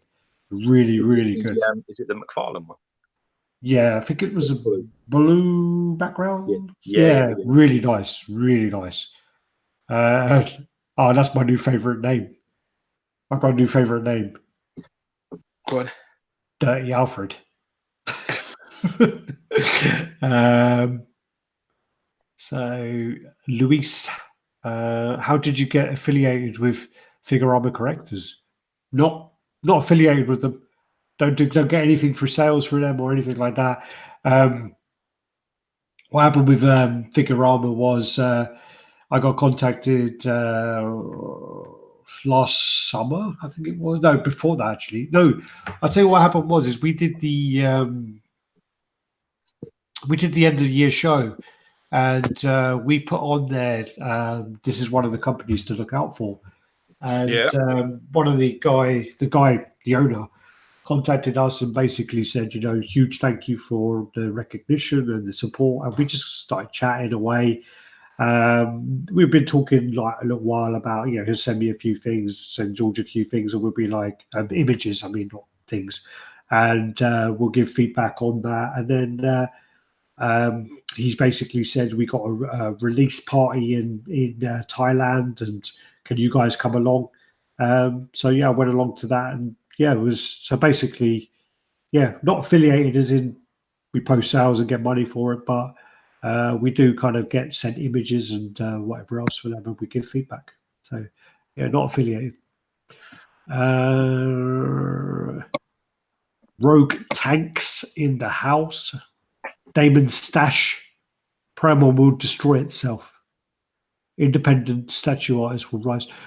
I think Paramount's already established now, and I think that moving away from Sideshow is a very good move for them. I think so. Sideshow take about 50. Yeah, Sideshow take like 50% of the money, and Dan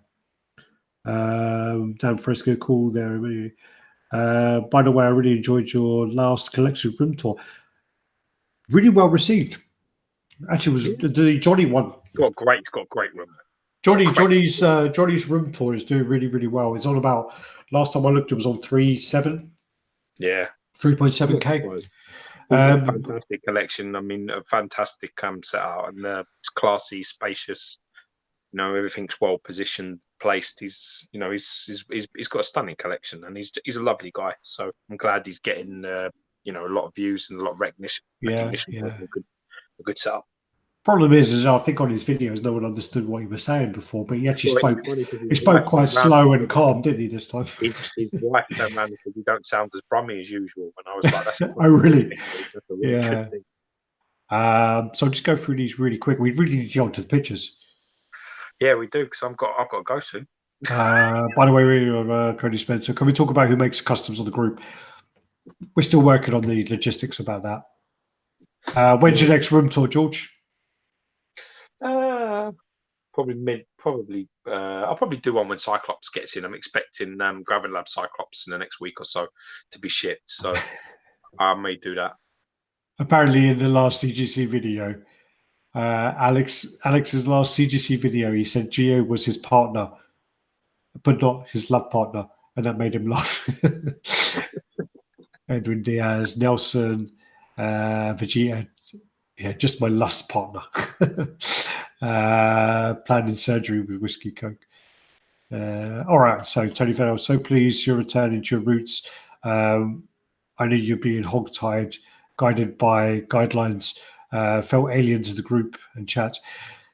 It was tough. I mean, it was since last June, and there were restrictions in place, and it was a bit like we first of all told them to go fuck themselves, and we told them because they gave us an ultimatum, and but the ultimatum was what we ended up getting this time. The same thing, which was don't show anything, don't talk about anything. Yeah. It was always going to be if that's your option, if that's what you come to us with, you must be joking. Well, my response was basically what will happen is, it sounds great. You're going to quadruple our affiliates, which is awesome. You're going to send us these pieces, which is awesome. You're going to get us to LA, which is fucking amazing. But the problem is going to be that when you do the affiliate sales, you don't get paid for like a year because you do it when most of your sales for that piece is going to be day one when it goes up for pre-order. And then that piece can not be released for a year. So you have to wait until it's released, and then you have to wait till that person then gets it. And then when it's in hand for 28 days, then you get sent. Then you have to wait for the 26th of the month after that, where they draw up the checks. Then they send it to the UK, which takes 15 days. Then I pay it into my bank. And because it's a foreign check, it takes 6 to 8 weeks. So the amount of time you have to wait before that sale's made on day one to when you get it is a long way away. So what happens is you're going to agree and say, okay, Sideshow, we'll do whatever you want, which there are going to be channels that do that. And I've seen some that are doing it. And what you'll go is, we'll do whatever you want. We'll do this, we'll do that. But what is going to happen is when they have their next review in 6 months' time, you're going to have a bigger fucking pot of money. They're going to have this massive pot of money because it's quadrupled, big like lump sum, and they're going to hold that to ransom again, and they're going to say, "You're now, you're showing too much stuff, which is like outside of region, XM Studios. We don't want you to show that because it's you shouldn't be promoting that." And what will happen in the end is they're just going to keep restricting. All you can show, so we don't want you showing them. All you can show on your channel is end up going to be, anything we sell on our website, show it. It's fine. And that's what it's going to end up being. And you're just going to be, your hands are just going to be fucking chained. And that's all that's going to happen. And I even said that to them. I said, look, that's what's going to happen is you're just going to be, this is another restriction because you're then going to hold our money to ransom. And this is another one. This is another one. And it's just going to be, you can only do what's on our website. And the response I got wasn't, that's not going to happen like that. It was, well, I don't know what's going to happen in future with our reviews. Exactly. But, but I mean, but you end up you don't honestly think, you know what I mean, that quadruple your affiliate things comes with no price. Sending you a statue a month comes with no price. Sending you to LA, you pay for everything. Don't think for 1 second, and you pay more because in the end, what you basically end up doing is all the subs and all the support and all the friends you've made throughout the years for being honest and showing your shit and being who you are. All of a sudden, you start compromising, and you can compromise when you agree with the reasoning. So you can say, okay, I completely agree. I'm not going to say this is Master Customs or this is Maddox Collector or this is Royal Collection Brotherhood. We can not say their name and not say the edition size and not say the price. That's fine. We can do that, provided we can talk about the great sculpt that they did, the great paint they did, and the fantastic work they did. And if someone likes it, they can go off and they can search it. They can try and find it. That's their business to be able to do so. But when you start saying, actually, you know what, you can't, if you see a really nice Magneto or a really nice Doom or a really nice, Beast, you can't say nothing. You can't show any pictures. You can't share any if you go around someone's house. I mean, we love going around and doing like statue meet up with people and showing their stuff and all that. I mean, Jesus Christ, we would have been, we wouldn't have been able to say anything. Yeah. We'd be like, move on. Move on. Oh, Sideshow Collectible Terminator piece. Oh yeah, from you know the police shootout scene. All right, next. Move on. And it would have just got to the point where we just didn't have it. We didn't have anything. We wouldn't have any content that wasn't theirs, and that's just can't agree to that, man. No, of course, totally We didn't agree. agree to it. So now Well, we are didn't, not yeah. affiliate, and we make absolutely nothing. But that's Yeah. Yeah, so I just want to say quickly what we are looking into. That $50 is really appreciated now, bro. I just want to say one thing as well is what happened as well was Statue Forum put out like a shitty email message about people not being able to share links on YouTube and whatever else. And I put up a thing about, sharing is caring and all this other stuff, and about we want to share as much as possible. What we have been doing over the last month or 6 weeks is we've been sharing a lot more of other channels' content. What we've been making sure that people do is when they send us a video, we do totally the opposite of what Statue Forum said. So if someone sends us a video of their room, or if they want to do a review, whatever, they shamelessly plug their channel on that review. They say, "This is John Smith from Black Eyed Statues or whatever, doing a review for RaddTitan. Come look at my channel after you see this if you like what you see." And that's what we are trying to do, and we're trying to get people to plug their channel so we can post it, make the most of what we built to try and get other people noticed as well. So I just want to say that we have actually got content coming from a few collectors. So we have Nico, who has the Low Grade Comics group, and he did a review of Ghost Rider, XM Ghost Rider. He's too much of a fucking diva, and he didn't turn his aircon off, but he took the effort, so he did that, so that's good. Also, we got I'm going to totally butcher this name, a guy called Peter Matt Zerosis, and he did a room tour, which is going to be coming up soon, which is quite impressive, actually. A lot of DC, a lot of Star Trek, actually, which I've not seen a lot of, and a lot of Star Wars, so that'll be coming soon.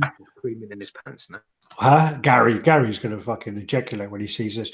Also, we got a video for some stores as well. So TK sent over some stuff for his Toy Kingdom. Also, Comic Point in Prague sent over video. So we got Johnny Medin's room tour. We also have Al Simmons sent over his content for Monster Palooza. So we did that. So Joe from Dojo Collectibles in Thailand sent over stuff from his store, so we posted all that as well. Comic Cave in Dubai sent over a room tour, store tour. So going through these as quick as I can. Toy Kingdom. Also, Robbie sent over. So Robbie from Collectible Kingdom, he sent over a review of Sideshow Thor Breaker of Brimstone. Working down, so just load it up now. And I'm going to butcher this name. Wooch. I'm just going to say Wooch because that's what other people call him. So Epic Statues basically sent over his room tour. Also the room tour for Peter. He's called Silence. What's he called? I'm trying to remember. Silently Unsteady Collecting. Is he called? So he sent a room tour. Then you've also got Nate sent over a room tour. Michael Alvarez has been sending over a few pieces where he puts his stuff on a 360. I just want to make sure I don't miss some people. And Vince Pasqualiano has sent over a room tour as well. So that's all the people there. So we just want to thank everyone for doing that. If you want to send over anything, just hit me up on Facebook or wherever, and I'll tell you what you need to do. Room tour, review, store tours, whatever you think you want to share. So awesome. Okay. Yeah. All right. So let's get on to these pictures. 476. Dude, there's no way. I'm joking. You're going to have to move with some speed now. Too many touches. This is what happens when we don't come on like for a week, man. There's just so many fucking things to touch base on. I miss you, and I want to talk to you. You know, that's what happens. What people don't know is we talk nearly every day for a fucking hour and a half anyway. But all right, so this is actually something I bought off of Dan James. He had a broken Spider-Man original Spider-Man premium format, fingers broken off, and the crane was missing. So I managed to get hold of a crane. I managed to repair the fingers, and this has been repainted by Ian Wilkinson. So I am still whipped though, isn't it? This is still this is still going through. This is early days. Still going to add on some things on this. So I'm going to go for like a kind of purpley effect on the white, so that when you like shine it in the light, it has like a purple tinge to it. Oh, nice. So I'm going to go with that. I'm really happy with how this is looking. Originally, I was a bit shit, you know. Fuck the bombs and the yellows on here. They need to be gone because this is a negative zone and it should be black and white and greys. And I thought to myself, actually, fuck it. I really like the way it pops, because I know I've seen a few people before and they do the negative. They've done the negative zone, but they've used the symbiote base. I think that looks magnificent so far. Yeah, but the thing is, as well, as I was expecting him to send me a picture of, you know, this is what I've done so far, and he's just like masked off a couple of pieces and done a little bit. But Spider-Man, that's one of my favourite suits in Negative Zone. I'm so glad that I trialed through so many pictures and ideas to help you, so you could get such a masterpiece like that. Oh, fuck off, man! You're taking credit for it. Jesus fucking Christ! Right, so that's me. That's what I'm going to be getting next. So I'm really happy with that. This one came in. So this is, we did the review last week. This is Quasar by Master Customs, and Cody Spencer just dropped off. Thanks for keeping the channel awesome, open to all statue content. Thank you, Cody. That's $5. Nice, awesome. Thank you, brother. Thank you very much. Appreciate that. Actually, to be honest with you probably owe me a lot more than that, Cody. He's one of the fucking reasons I spent $200 on the first appearance of Lady fucking Deadpool. Oh, there's no doubt. He sent me like a message on Messengers showing me like some fucking thing for sale, CGCs, and I'm terrified to open it. I'm just terrified because I know. Do you know what he did as well? He's Gary, you're going to go nuts over a video that we're going to post. The guy's got all fucking Star Wars and Star Trek. So, yeah. What I'll do, actually... Quasar's a shit. Quasar. I'll tell you what I will do. What are you doing now, man? You know, I've got to go to bed, man. My boy's going to be up shortly. You're messing me up. All right. So... Oh dear. No, so you can see the comments. Yes. All right. So that's Quasar. So Quasar came in Master Customs. Really nice piece. Very well done. Paint was clean as fuck. Dan Fresco is asking, is the cape weighty?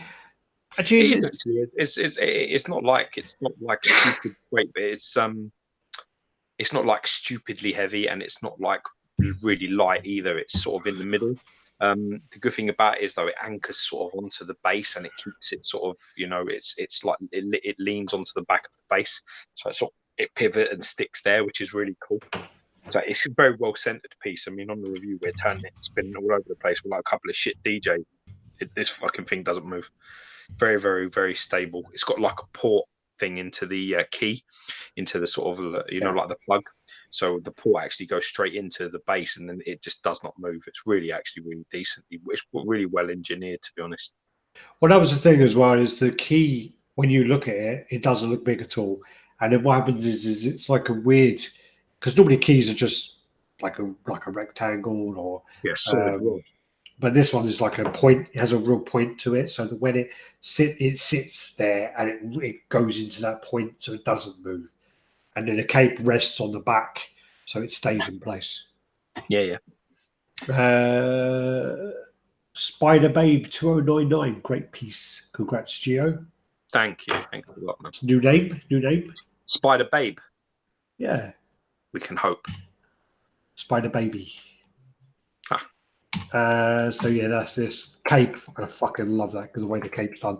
I love the stars on that. Cody's got this one actually. Cody's yeah, he's got it. I've seen his piece. And then there's the old He-Man head.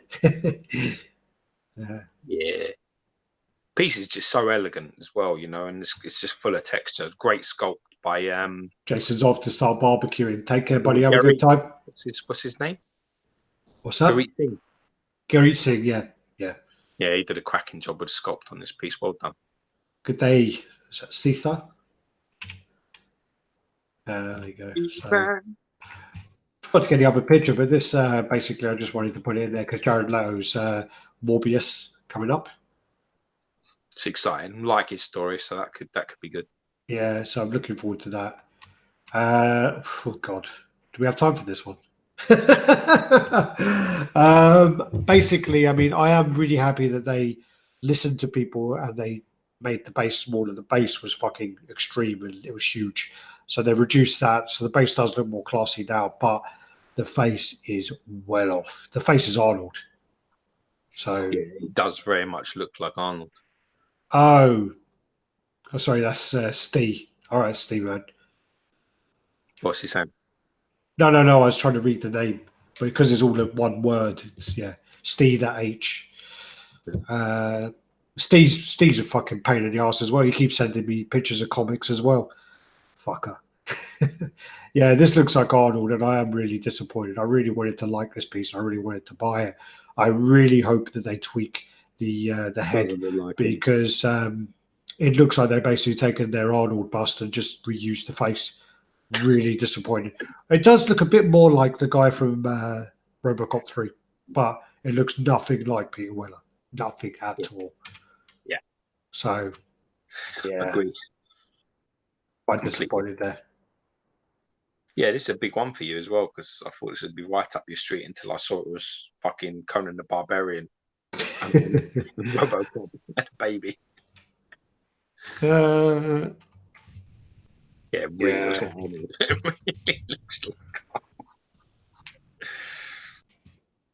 Yeah, very disappointed. Really.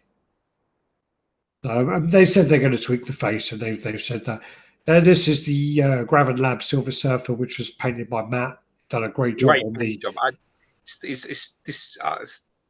You know what, man? The paint is really. I really didn't like the concept of this at all, and the paint has really turned it around. But there's just something sort of stiff and mechanical about it that I can't.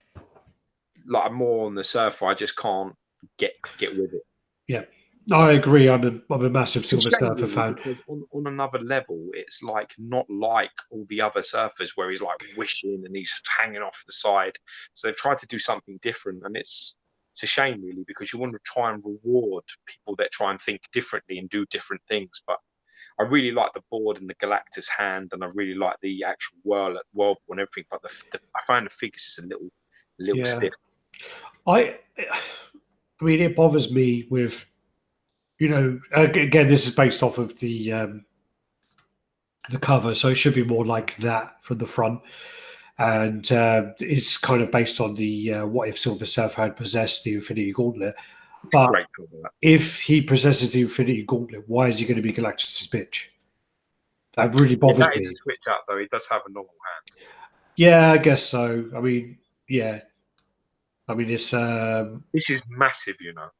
Yeah. That whirlpool thing at the back with all the stars that Matt painted is apparently like 30, 40 pounds. Just the swirl on it is like 30 pounds on its own. I prefer that head. Absolute monster. Loads of people love it. I've had loads of people like you say it's the best surfer they've seen. It's just for me, it's just not for me.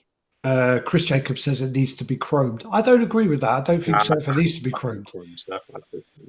I like this head. Yeah, that's a good head. I don't like that one. and I don't really like that one. I don't think they work with the pose. I think Surfer's so always calm.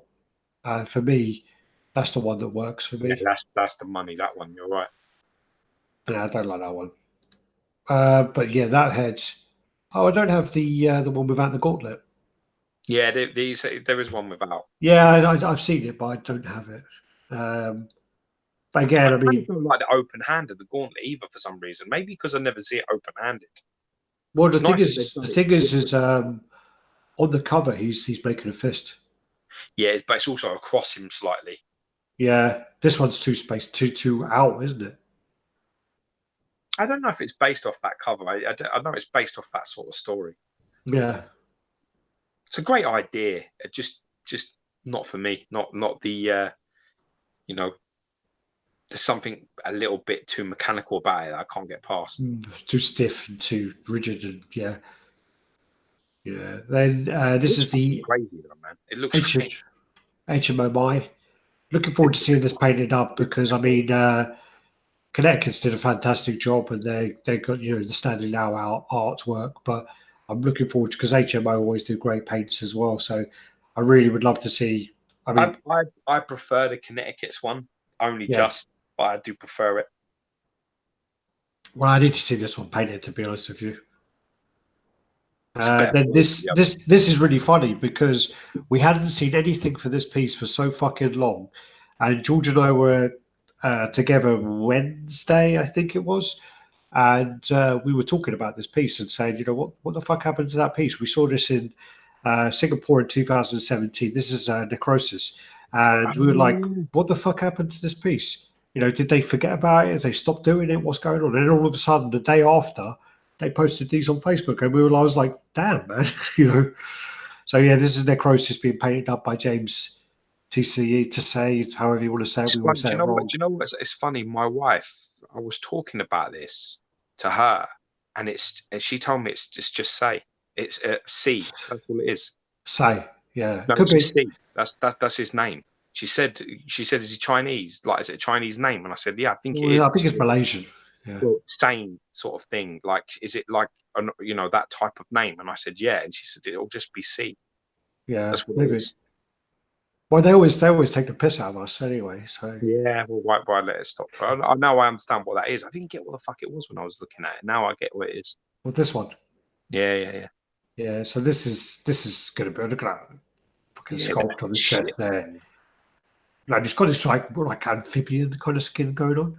It's mental, isn't it? Yeah, really looking forward to seeing this fully painted. This piece is huge.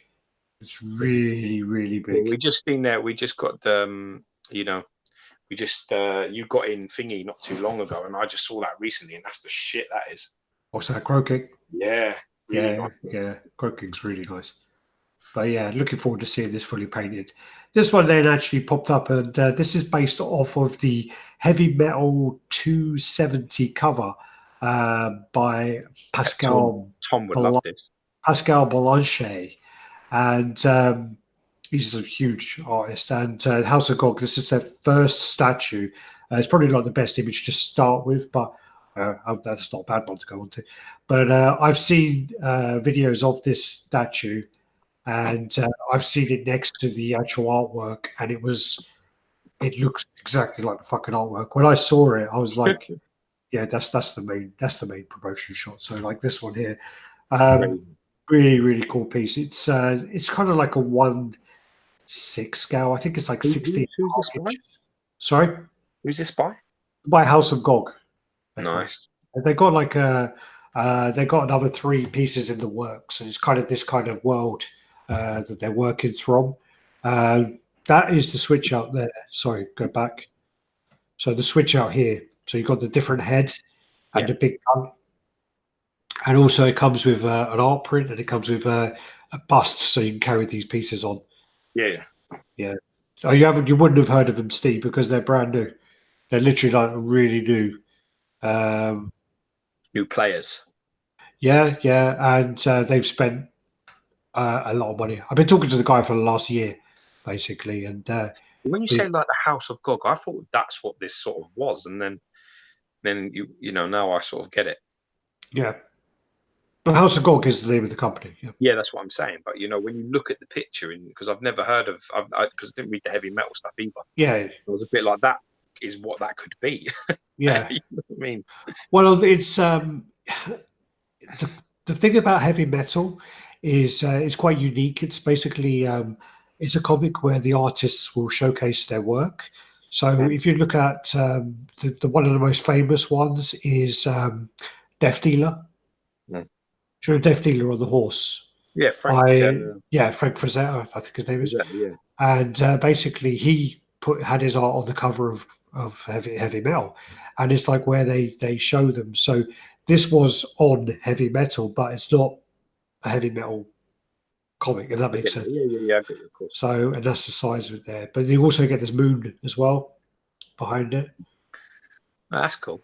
Yeah, so that's it there. So 16 inches, 40 centimeters, and depth Good old is days. 10.5 inches. It'll go nicely in a DTOF. But really, really looking forward to seeing this up close. Sweet. That's the cover. Yeah, that's great, isn't it? That's the original cover from 2015 or 14 or somewhere around then. And then that's the statue. That is the actual statue. So fucking cool that is. It's so spot on. Look at that. That's when you take a fucking 2D image on a cover and you make it into a 3D art. Look at that. Yeah, very well done.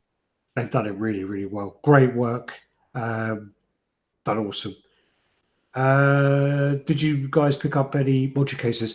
I have one module case and I've sent off my order, but because I went off menu, it's taken them a long time to work out the logistics if they can do what I want them to do.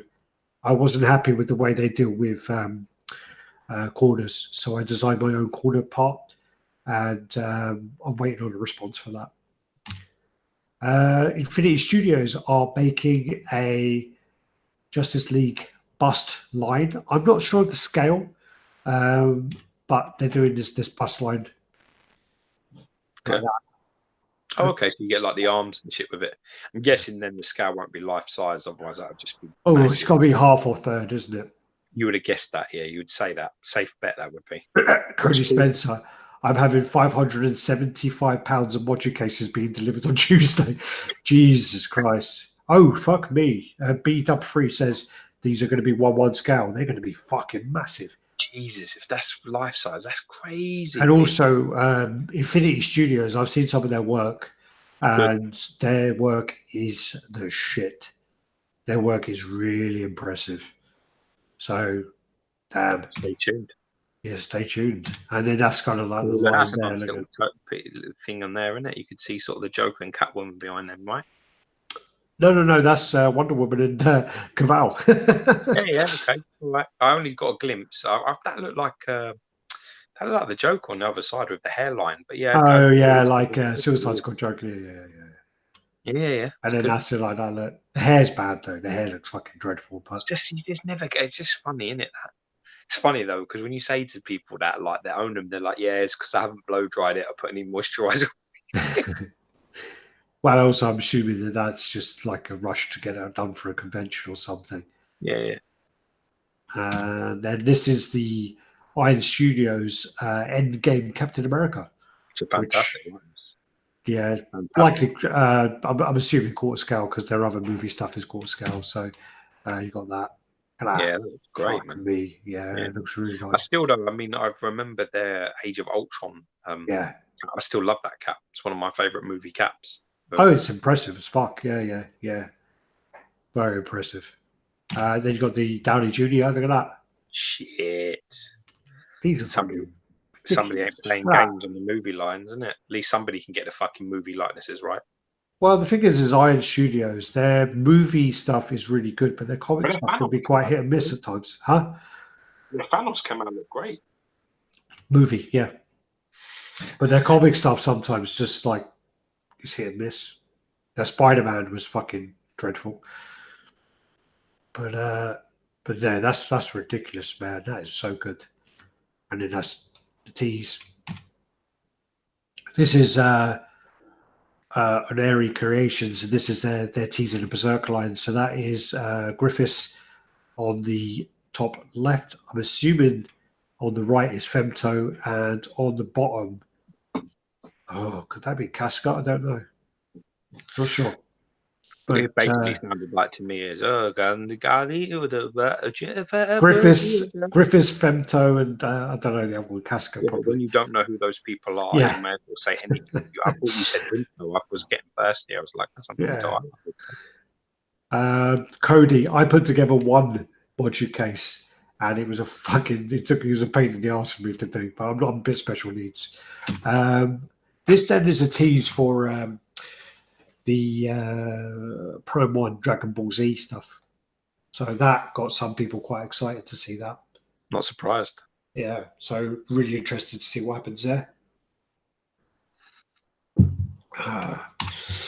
This is then that's Norman Reedus, and Hideo Kojima. That's Death Stranding.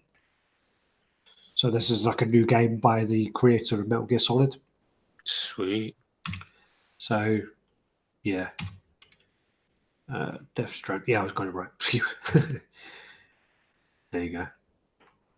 Oh, it's not Dragon Ball Z, the Saint Seiya. Oh, is that not Dragon Ball Z? Oops, sorry.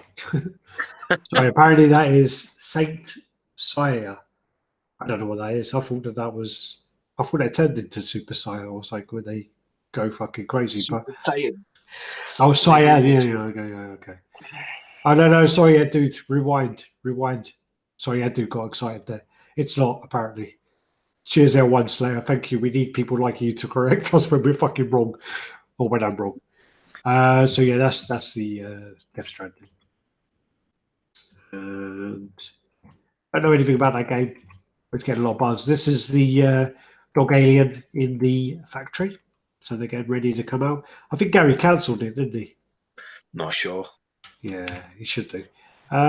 These were just images of the Huntress, which I just saw these and I really like the render. I think Azad posted these, and I love to see sort of progresses of this from when the artist did it. And yeah, this piece is really beautiful.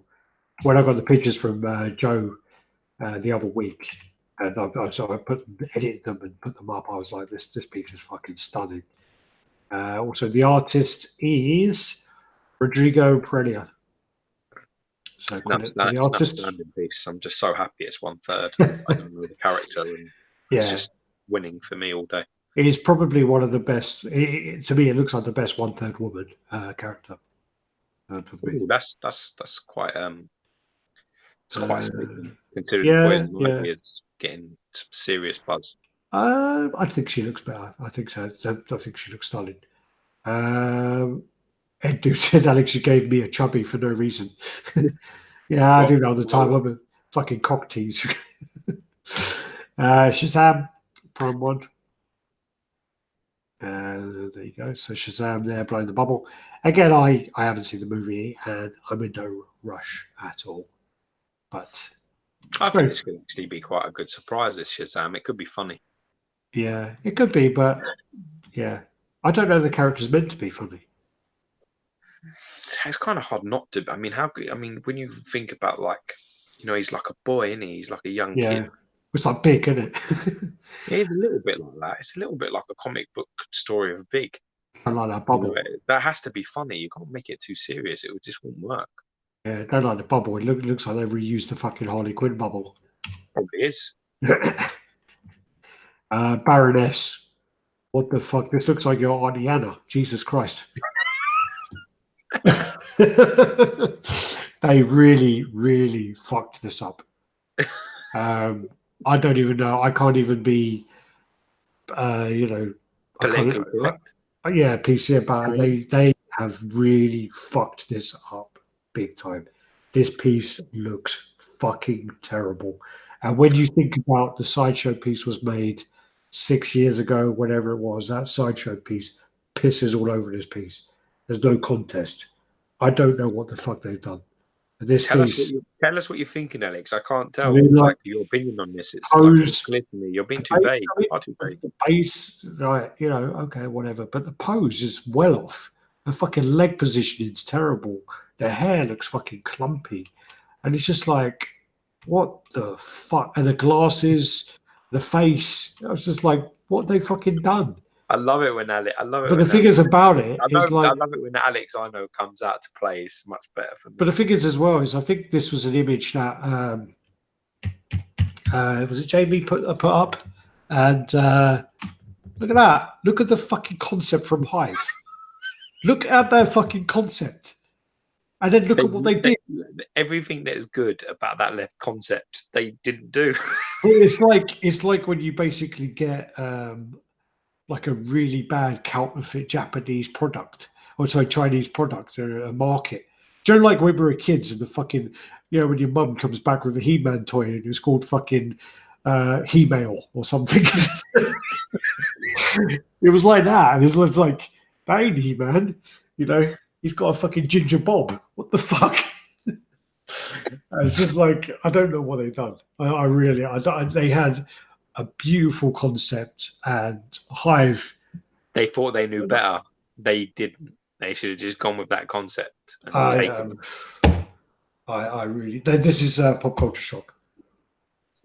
That's shocking, isn't it? Oh dear. All right. Oh, why the fuck have they added the water? There's no water on the fucking concept. She's gonna fucking drown. Jesus, man. Well, first of all, she's going to sprain her left ankle and fall in the water head first before she takes that shot. Yeah, and she's got why has she got her legs spread so much? What's she waiting for? That is it. Wow, Trey says she looks like my third grade English teacher. Mrs. Weathers. Yeah, I had an RE teacher called Miss Goss, and she was a bit hot actually. But anyway, I remember you telling me about her. Yeah. Oh yeah. Oh yes. Oh yeah, bad times. I don't know. And where's the fucking markings? Look at the like her shoulder pads. Those fucking shoulder pads are awesome. Where the fuck are they? She's left them home. Oh my fucking lord.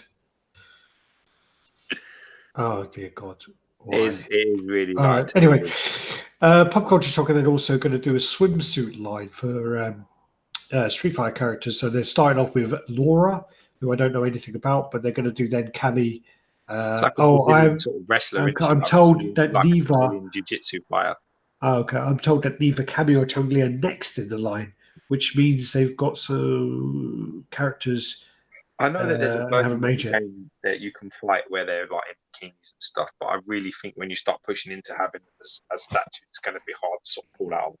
Someone walks in the room and they see all that, it starts getting into that sort of Well, it's a bit like the older fucking Dead and Alive game, isn't it? You start getting a little bit close, then people start being like, all right. You know, like when people walk in, it's like, oh, there's Spider-Man, there's whoever. Gary, what the fuck? Gary Gary says, I wouldn't kick her out of bed. She's sexy. Jesus, man. She looks like... I'm not even going to say that because it's very not PC. Some of the comments about some of the new Sideshow fucking female line, and yeah, it could be post-op. Anyway, then you got, this is actually, it's something I actually am very tempted by. This is NYC Customs. This is a Gary, get down Fresco. Gary is blind as fuck.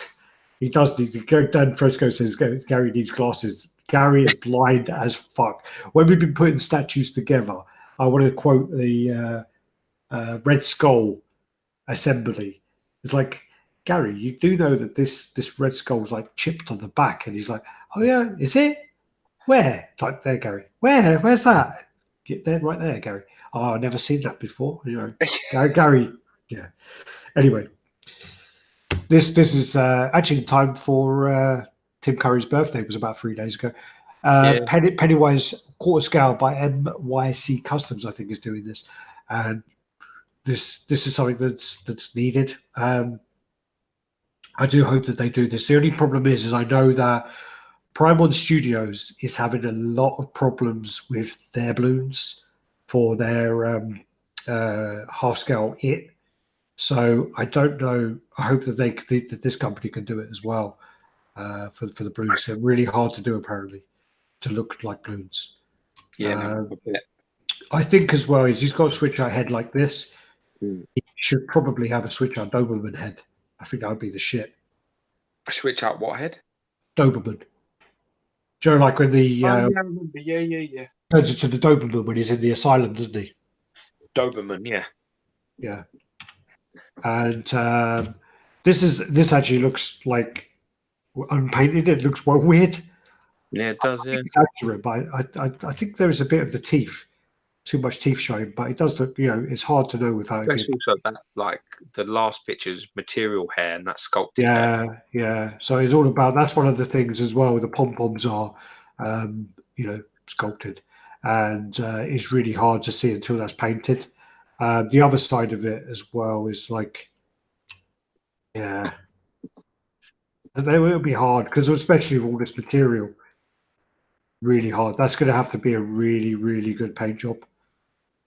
Really good paint job. It's very hard. It's a tough ask, but looking forward to see what they come up with. He looks like the fucking clown in Psychoville there. I don't know if you've seen that. It's like a thing on the BBC, like a comedy. It's like a weird, like dirty clown.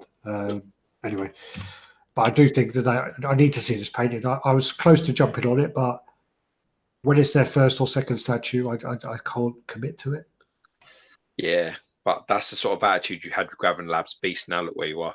Well, yeah. Dickhead. Yeah, but I got in there with the Magneto and you fucking missed that, didn't you? Yeah. Anyway.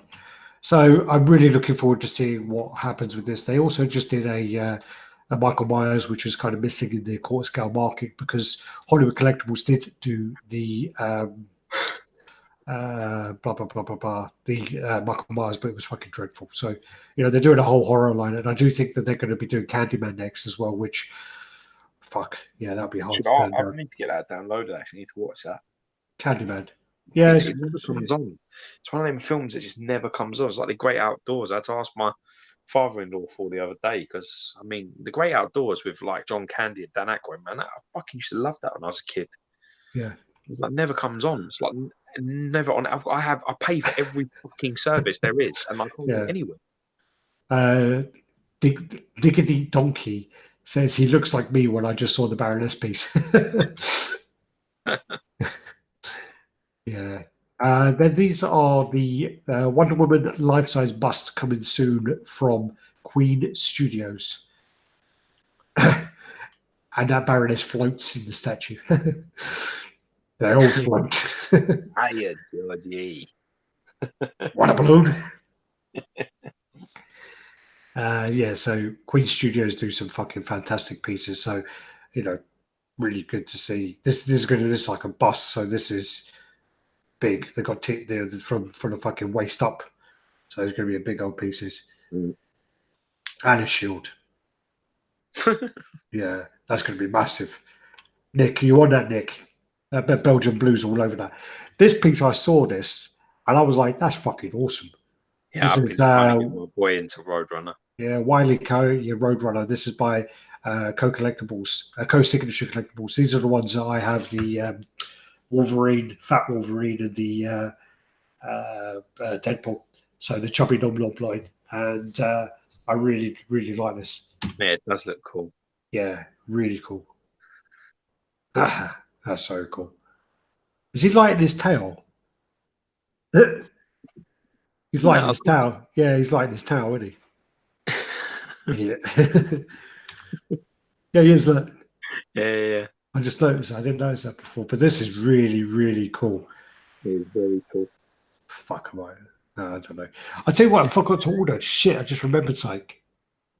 That fucking that Jason from the other week. I forgot to order it. I don't know what you're talking about. The lonely Jason sitting on the pier. Yeah. Fuck, I forgot to order that.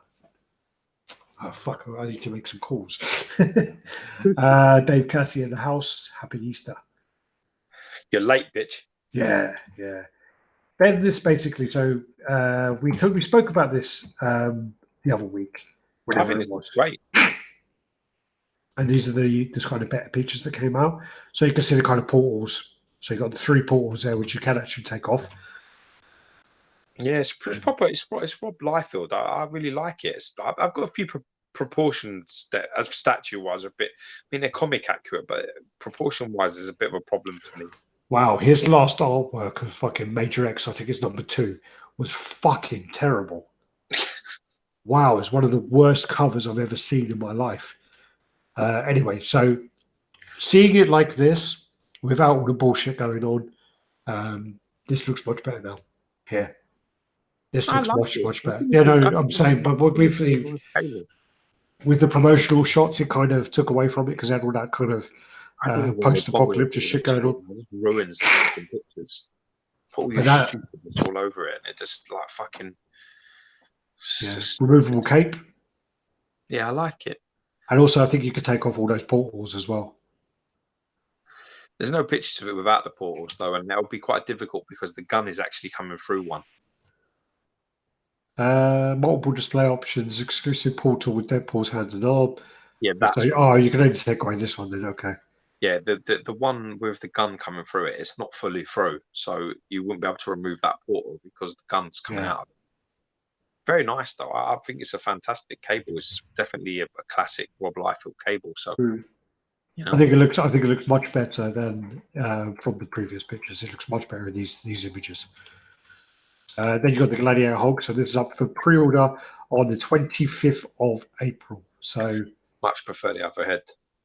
well, there's that. So they're the two heads. Yeah, I like that one. Then you got the Mark III bust, which I'm pretty sure they've already done a Mark III bust before. But anyway, Been recasted and all, isn't it? sorry. Hasn't it been recasted and all? Yeah, it did get recasted a lot. Yeah, yeah. It's one of the things that you warn people not to buy because there's just so many recasted versions. 2, 3, both of them two. Yeah. Yeah. So this it looks nice, but it's It? $1,250. It's a lot of money considering I think the original was 600. Yeah, it shows where we're at, isn't it? Yeah. Where we've allowed Cable things, 750. where we've allowed it to go. Price guesses for Gladiator Hulk. I'm just going to answer it as too expensive. Pass. It's going to be like $1,100-$1,200. Shut up, if you had. It's going to be $1,350, $1,400. I don't think it's going to be as big as Colossus. Colossus? You mean Juggernaut? Juggernaut, sorry. Yeah. I'm going to go 1,150. Nah. I reckon it's going to be anywhere between $1,200 and $1,400. Also, that's a good point, Nick. I mean, this paintwork is so fucking clean. They ain't replicating that. Don't be stupid. That is clean as fuck. Ain't nobody in this game better at doing the bait and switch than this lot. This is, and anybody that turns around and says that their pieces look like the prototype, you don't know what you're talking about. And I'll tell you why. Because your prototype took fucking 3 months, 4 months, 6 months by the best painters in the world to do. Your actual piece that you've got took 3 weeks in a factory to do. So if you're saying it looks like it basically what you're saying is that a Chinese factory managed to replicate some of the best artists in the world in a tenth of the time, which is just not possible.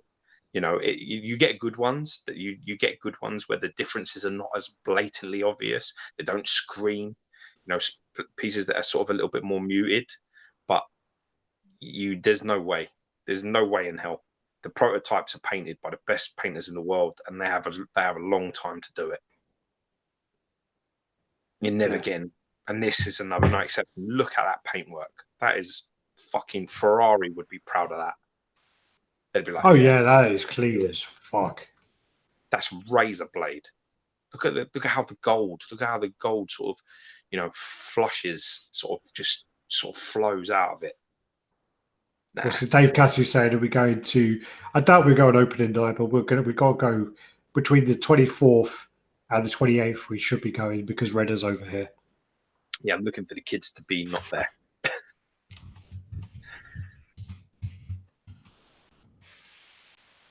So, looks nice. Yeah, look at that. They doing that. Look at that. Well, they're going to attempt to do it. They will get it, but they will attempt it. This is a great print, which I'm hoping this means that there is a Ripley. Yeah. I hope there's a Ripley in the works. Ripley PF and a Sarah Connor PF are fucking needed. Amen. Two of the most fucking. How many pictures got left? When I need to go to bed, I'm fucked. Not that many. But No, that 1800. This then is Terrorist. This is something which I saw. I don't know how to get hold of it. I don't know who made it. I don't know anything about it. There's two made, and I saw it, and I was just like, "This is so fucking badass." This is like I don't know the scale, but this as a piece of art is really, really cool. Really cool. That's a certificate that comes with it, so I don't know if you can read on there, but that is so fucking cool. That really cool. Love the movement. Love the way it's like sitting like a person. But people are saying, "Oh, it's Japanese style, but it's a Chinese cat," and blah blah blah. But I just love the art of that. I think it's really cool. Then you got the Somei piece that's come out. So this is Sasakui. So this, I mean, they do their clear resin. They do better than anyone else. The clear resin on these anime pieces is fucking ridiculous. I don't know. I mean, Sideshow struggle with little pieces of clear resin, but yeah, these pieces are cool. And then you got the switch out heads. There you go. Big Joe was buying some of these at one time. So this is from Naruto. So yeah, there's all the details there if you want to read it. Attack in the house. Yo, yo. Edgar K in the house. Welcome, brothers. Welcome. This is then XM Studios Batman for the 1/6 line. Very dynamic piece. I love the way he's grabbing the cape. Very cool. Very cool base of the Joker there. Then you got this was the tease then for Darkseid. This piece is meant to be, I think they told me it was 23 inches tall and it's 1/6. So you got the Batman pieces there, you got the Wonder Woman pieces there, and I'm sure somewhere, is he holding I think that's crazy. Yeah. That looks amazing. This is like New 52, isn't it? So he'll be big. Yeah. It's very stoic, powerful. Not stoic in a hero way. Stoic is in a fuck your shit up kind of way. And you got the 1/6 scale Deathstroke. So cool, standing on some kind of gun, really. Do really like Hive concepts, man. Do a crazy. Oh yeah, I don't know if this one's Hive. No, this is Hive. Yeah, that's Hive. Don't know if that is. That's Hive, but I don't know if they are. Well, the Hive, the actual one that we know is Hive, is the best one out of them three. Well, and then they've decided to go with another head. So it's got the same face, but I think it's going to have like a top knot. So like Jubei from fucking Ninja Scroll. It's got like Jubei hair. Yeah. That's pretty cool. Yeah, it's nice to get they did start. People always like to remember what things get taken away, but no one likes to remember the things that actually get added. So many times XM do it so often, where they're like literally like everyone will say, "Oh, like fucking, why don't I have this and why don't I have that?" And I saw a concept of this and I saw a concept of that, but you also saw a concept of one head and now you've got three, because that happens more often than not as well. Yeah, so there is that one, and then it started to paint the Deadpool full scale. Nice. So just a few little teaser bits there. And then there's the Omega Red, which I like. It does look better. And I've loved the way. Oh yeah, it looks that stupid shit on the pipes there. I didn't see that. This is an old picture you're using. Oh, sorry. Yeah, because they did take. I saw some other images. They're not there. Yeah, that's the more recent one because the icicles were taken away because they're fucking terrible. So, that's good news. Yeah. I've still not seen this face. I've seen this fucking piece 3 or 4 times and still not seen that fucking face. They keep forgetting it. And when I was great. in the XM office, I was in like fucking, I was in Seng's little paint room, and I'm like, where the fuck is this head? He goes, I sent it to China. I'm like, fuck's sake, man, I just want to see it. I painted. I think this piece looks great. I painted some of that, you know. No, I painted one of his arms. I painted a vein on one of his arms. I think Seng wiped it off straight away, but I still painted it. I think that's great. Face is amazing as well. Then this is the XM Harley Quinn face update. I love the way that they've decided to take away the fucking plasters.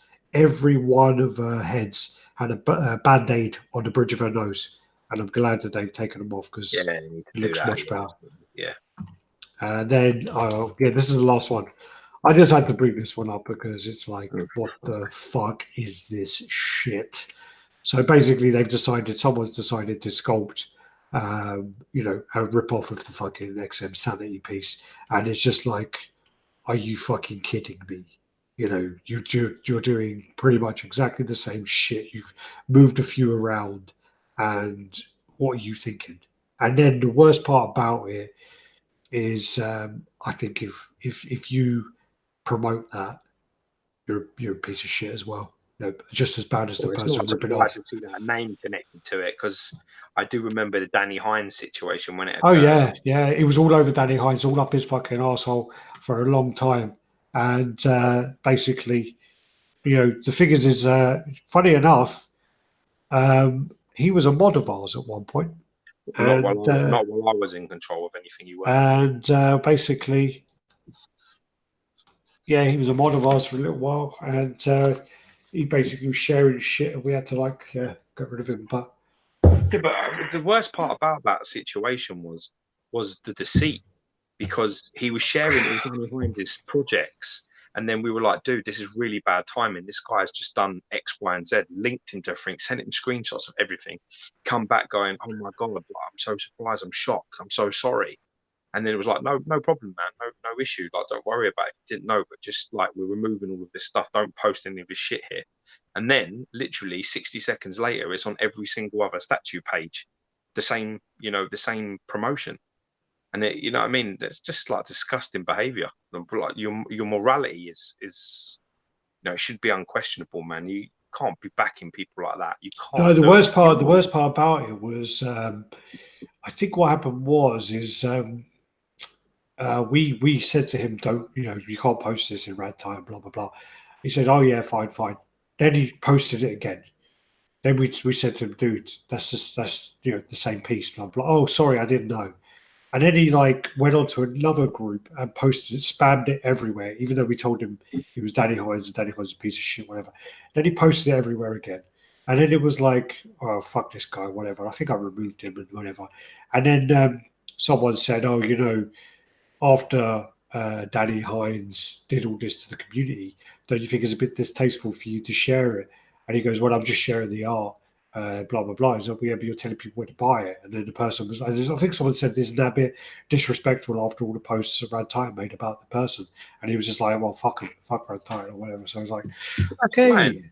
But that's fine, because what he's not telling you is the fact that he's you know what I mean, he's getting a discount or he's getting fucking preferential treatment to share that shit. It comes at a cost, because and believe me, when his stuff come to light, he threw everything at us to try and make us back him and not allow his shit. Do you remember? Threw that fat-legged sumo shit Magneto at us and other crap. He threw loads of shit at us. He's like, I'll send you this, I'll send you that, all my licensed pieces, I'll send you all of this, just get rid of the post. No, don't share it. You got 30 minutes? Wasn't it 30 minutes? You got 30 minutes to remove it. Yeah. Or the deal's off the table. We're like, keep your fucking statues. Fuck you. You stupid fucking bubble-headed fool. Fucking shit. You worry about it. You're gonna threaten people and do the shit you're doing. And people call you out. And people, because it's the bravery of it. That's the thing to remember. Somebody actually stood up, and despite the threats and all the stuff, they shared what happened to them. There's a lot of people that didn't. There's a lot of people it happened to, and they weren't brave enough to do that. So what are we gonna do? Just befoul all that work, and just be like, yeah, fucking, we don't believe any of this. Yeah, let's remove your post. Yeah, there's no proof here. because we've got a nice fat-legged Magneto coming to us that we're going to fucking have. But you know, I'm sure that I saw a comment where someone said that that's the best Magneto ever made. Yeah, I wonder if they got that for free. Yeah, they did. They did. They did. They run the group and they got it for free for fucking pushing it. Yeah. So he's the best Magneto in the world because he didn't pay for it. Yeah. Fucking hell. Well, that's the thing is when he messaged me saying you can have this Magneto and blah blah blah, I was like, dude, you should keep it because the comments are not going to be nice. Yeah, but more importantly, man, bribe us for something good, for Christ's sake. Yeah, fucking hell, yeah. No? All right. What's this shit? What are you sending us shit for, Nick? Okay. Good work. Good work, Nick. Keep it up. So I'm seeing posters like, what the fuck is that shit? Yeah, no, that's the end. Cool. Sweet. That's the end. We made it. I'm mullered, man. Fucking babies like fucking keep me up. Yeah. He offered you that MCA Magneto, probably the worst custom I've ever seen. Yep, he offered us basically he offered us that. He was going to send it across, and it was just like, yeah, keep it. It's basically, I even said to him, like, I could fucking screenshot the comments. I did screenshot the comments and posted them, and basically it said, you know, what your Sumo Magneto, yeah, keep it. No, I remember what you said. You said there is nothing positive that we could find to mention with this piece. It will just be purely like 100% negative. So don't send anything like. And then, you know, in fairness, that's the thing, isn't it? You know? But well, it is defense. It is exactly like Marvel versus Capcom artwork. If you were to play it on the Commodore 64. Yeah, you know, at the end of the day, yeah, you know, you got. Some people just don't have any sleep at night policy, and that's fine. You know, as long as they're getting a deal, or they can get front of the queue, or they can get, you know, a percentage off. You know, I mean, when that was quite upsetting. That, you know, when you tell somebody and they're like, "Oh my God, I'm really sorry. I had no idea he was doing all of these disgusting things. You know, I'll remove all my posts." And you're like, "Well, that's a decent human being. He's listening, he's understand." But then 60 seconds later, it's everywhere else, and it's being posted again. It's everywhere else. It's like, yeah, that was all bullshit. Make sure you click on the thumbs up, people, if you're watching. I know that when you watch on a PlayStation or something like that, you can't fucking click it, can you? That was Rebecca's excuse. Think you're fired. You can't fire her. Why not? She's a fellow Jew, and I can't break that, can I? It's like it's like your Jew throw. I can't. It's uncut. Well, it's like well, don't you remember in Singapore? It's like me and Rebecca with, like, you know, the Jew crew. So, you know, you can't fuck with us. But then you and Karina with a fucking ginger crew. So, you know, I'll take that, man. I'll take that. I bet. All right. So, all right. Yeah. All right. That's it. I'll let you go. I need to pee now really badly. So, okay, all right. Cool. Yeah, guys. You know, thanks for watching, and you know, see you next week. Another great chat. We had a little moment in the middle, which was fun, and yeah, we'll go through that. We've got loads of content coming, so keep watching. And again, if anyone wants to share like a room tour, or even if you have your own channel. If you want to especially if you have your own channel as well, you want to do like a video that we can share on RaddTitan, and you shamelessly plug your channel to send traffic your way. You know, we're all about that. It's all about you know, we've helped. We built up our channel, and we want to kind of share that. You know, so if anyone's interested in that, let me know.